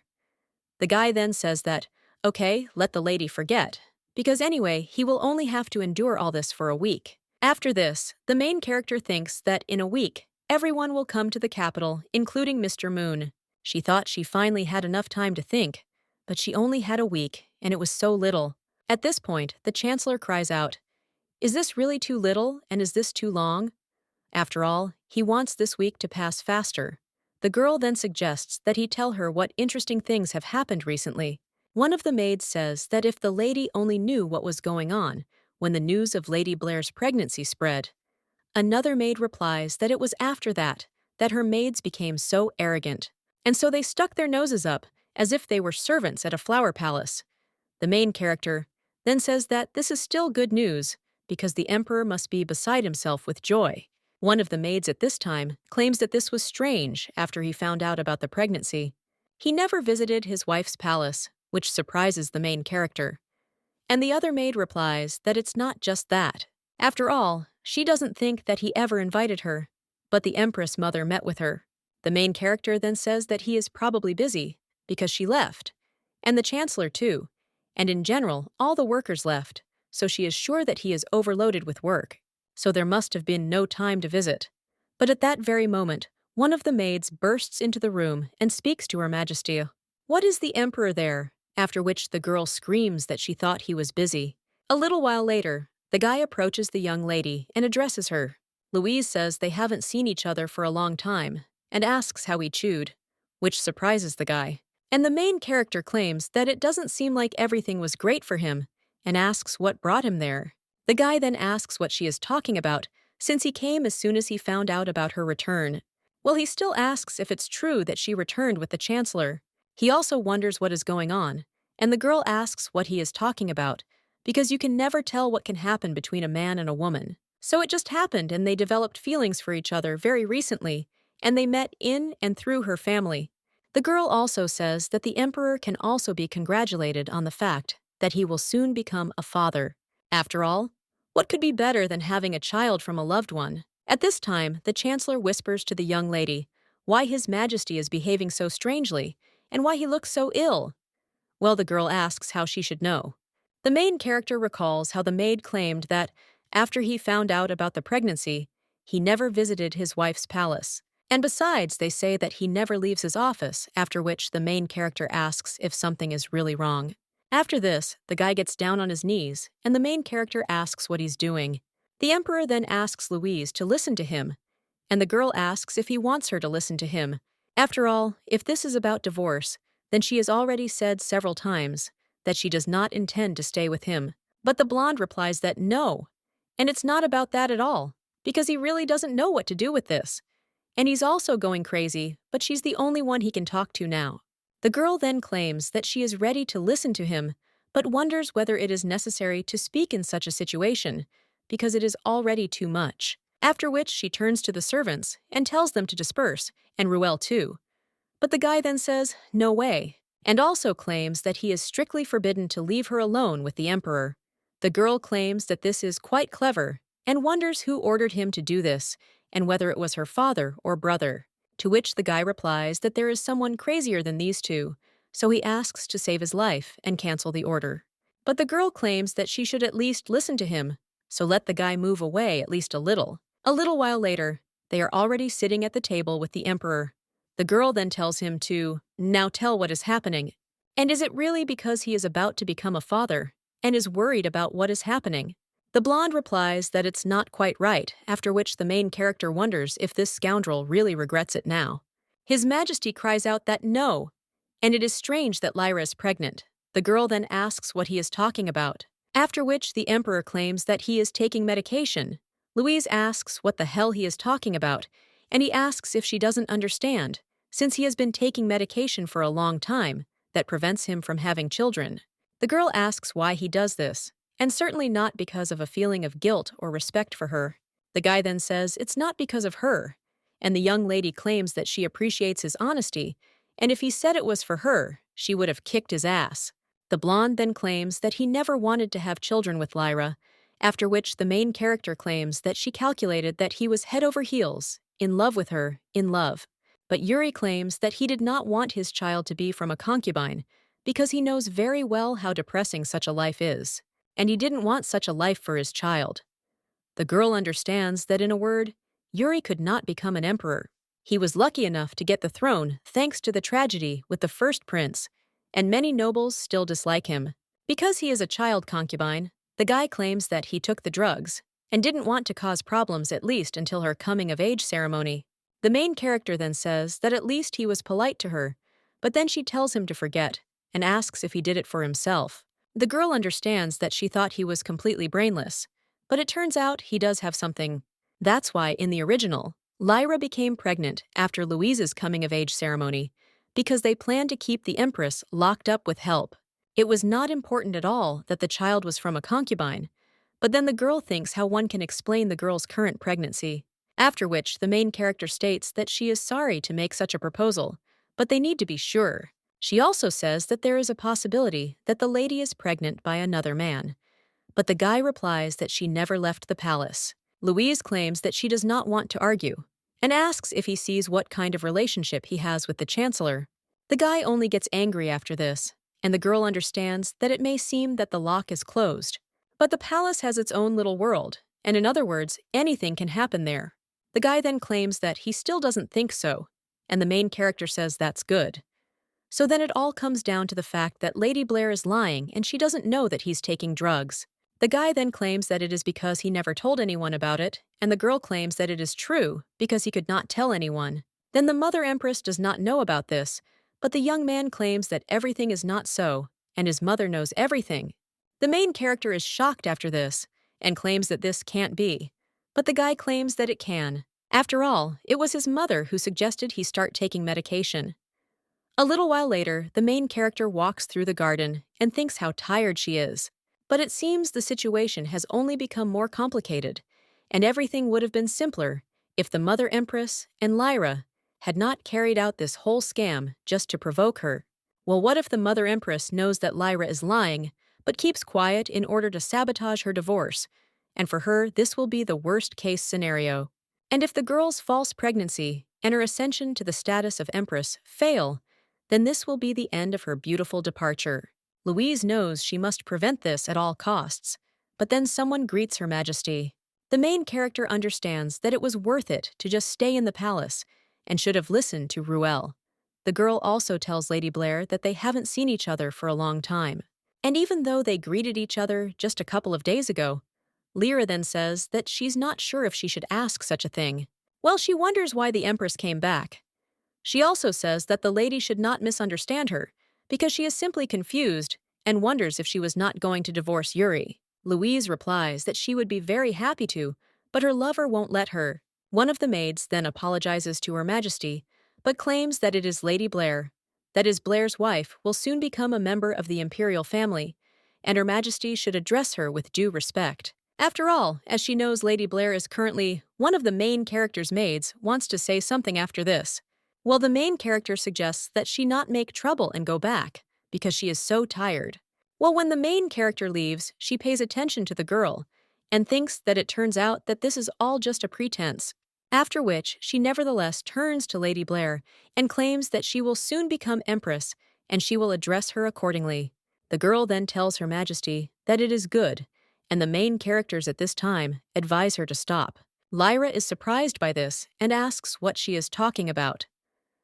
One of the maids takes the time to address Her Majesty and claims that such words can lead to misunderstanding, but the girl replies that there is no misunderstanding, and he asks his wife if she is wrong, to which the girl replies that she does not understand what she is talking about.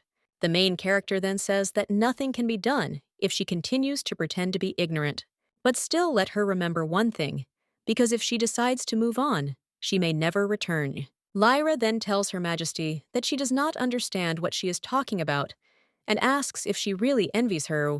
The main character then asks if she seriously thinks so, to which the girl replies that if not this, then what? Louise thinks she's sorry the girl was desperate enough to come up with something like that, so she gives her some advice, even though it could jeopardize her divorce. The main character also says that since the girl thinks so, she has no choice and she warned her, so let her take care of herself. But when the girl goes further, someone else addresses her, and the main character thinks how much is possible and who else is there.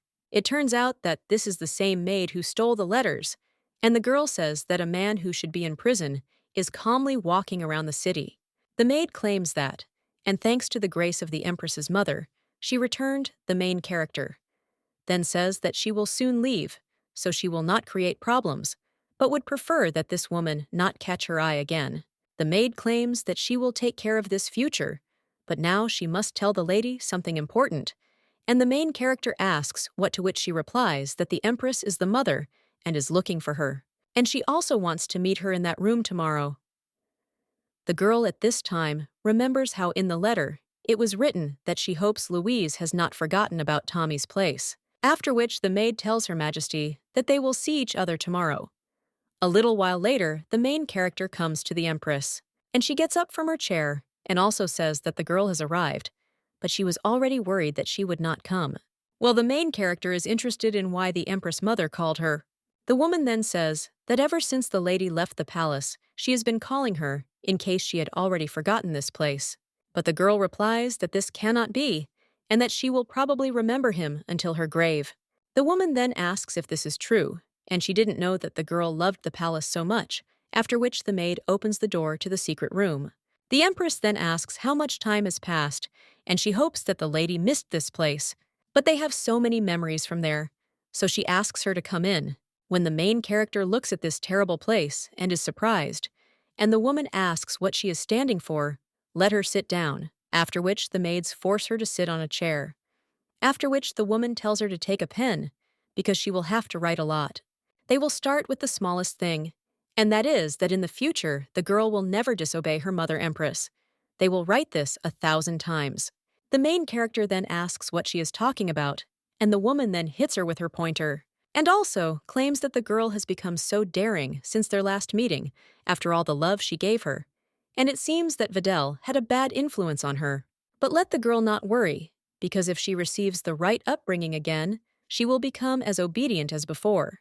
A little while later, the young lady's entire arm is already wounded, and the Empress asks if she is not screaming yet, since she should already be begging for mercy. Louise wonders if the lady preferred her to scream, and she sees that she likes it. The girl claims that she is in pain, but she is usually quite patient, and if she is in pain, then it was much more painful for young Louise. The girl realizes that even in her real world, she has never been beaten like that, and as if overwork wasn't enough, this girl had to endure such pain. Louise was forcibly separated from her family and locked in the palace. The unfortunate Empress, who was hounded by her husband and literally worked herself to death. She was also subjected to abuse by the Empress's mother, so she was out of her mind. Louise claims that if the lady hits her like that, there will be scars, And what does she think will happen if she shows them? Well, the woman tells her not to worry about it, because the healer, as always, is already waiting outside, and no one will believe her even later. And they say that Louise has changed, but it's really strange because she acts as if she's there for the first time. After which the woman claims that she is not Louise. The main character then asks what this means, and the Mother Empress screams at her to stop pretending, because if the girl really were Louise, Tony would behave like this. Well, of course she knew that something was wrong there. However, the main character laughs after this, and the woman screams that it is truly unthinkable that she was Louise. The girl then apologizes but claims that it is really very funny because the lady says so. It's as if there's a strange soul in her body, after which the girl starts laughing out loud. The woman screams, "How dare she?" And does she really think that she can deceive her? But the main character asks what she is talking about, because if the Mother Empress said so, then so it is.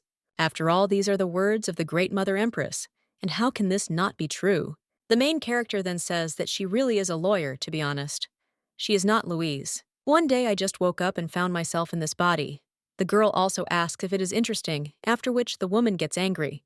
And the young lady thinks that, yes, it must be really hard to believe her words, and she never thought that she would tell everything like this. This is the pure truth, but no one will believe it, after which one of the maids turns to Her Majesty. But she screams at them to be quiet, and wonders why they are looking at her like that, and also think that she has completely lost her mind. One of the maids at this time suggests that they calm down, because now is not the time, and they need to finish educating the Empress today.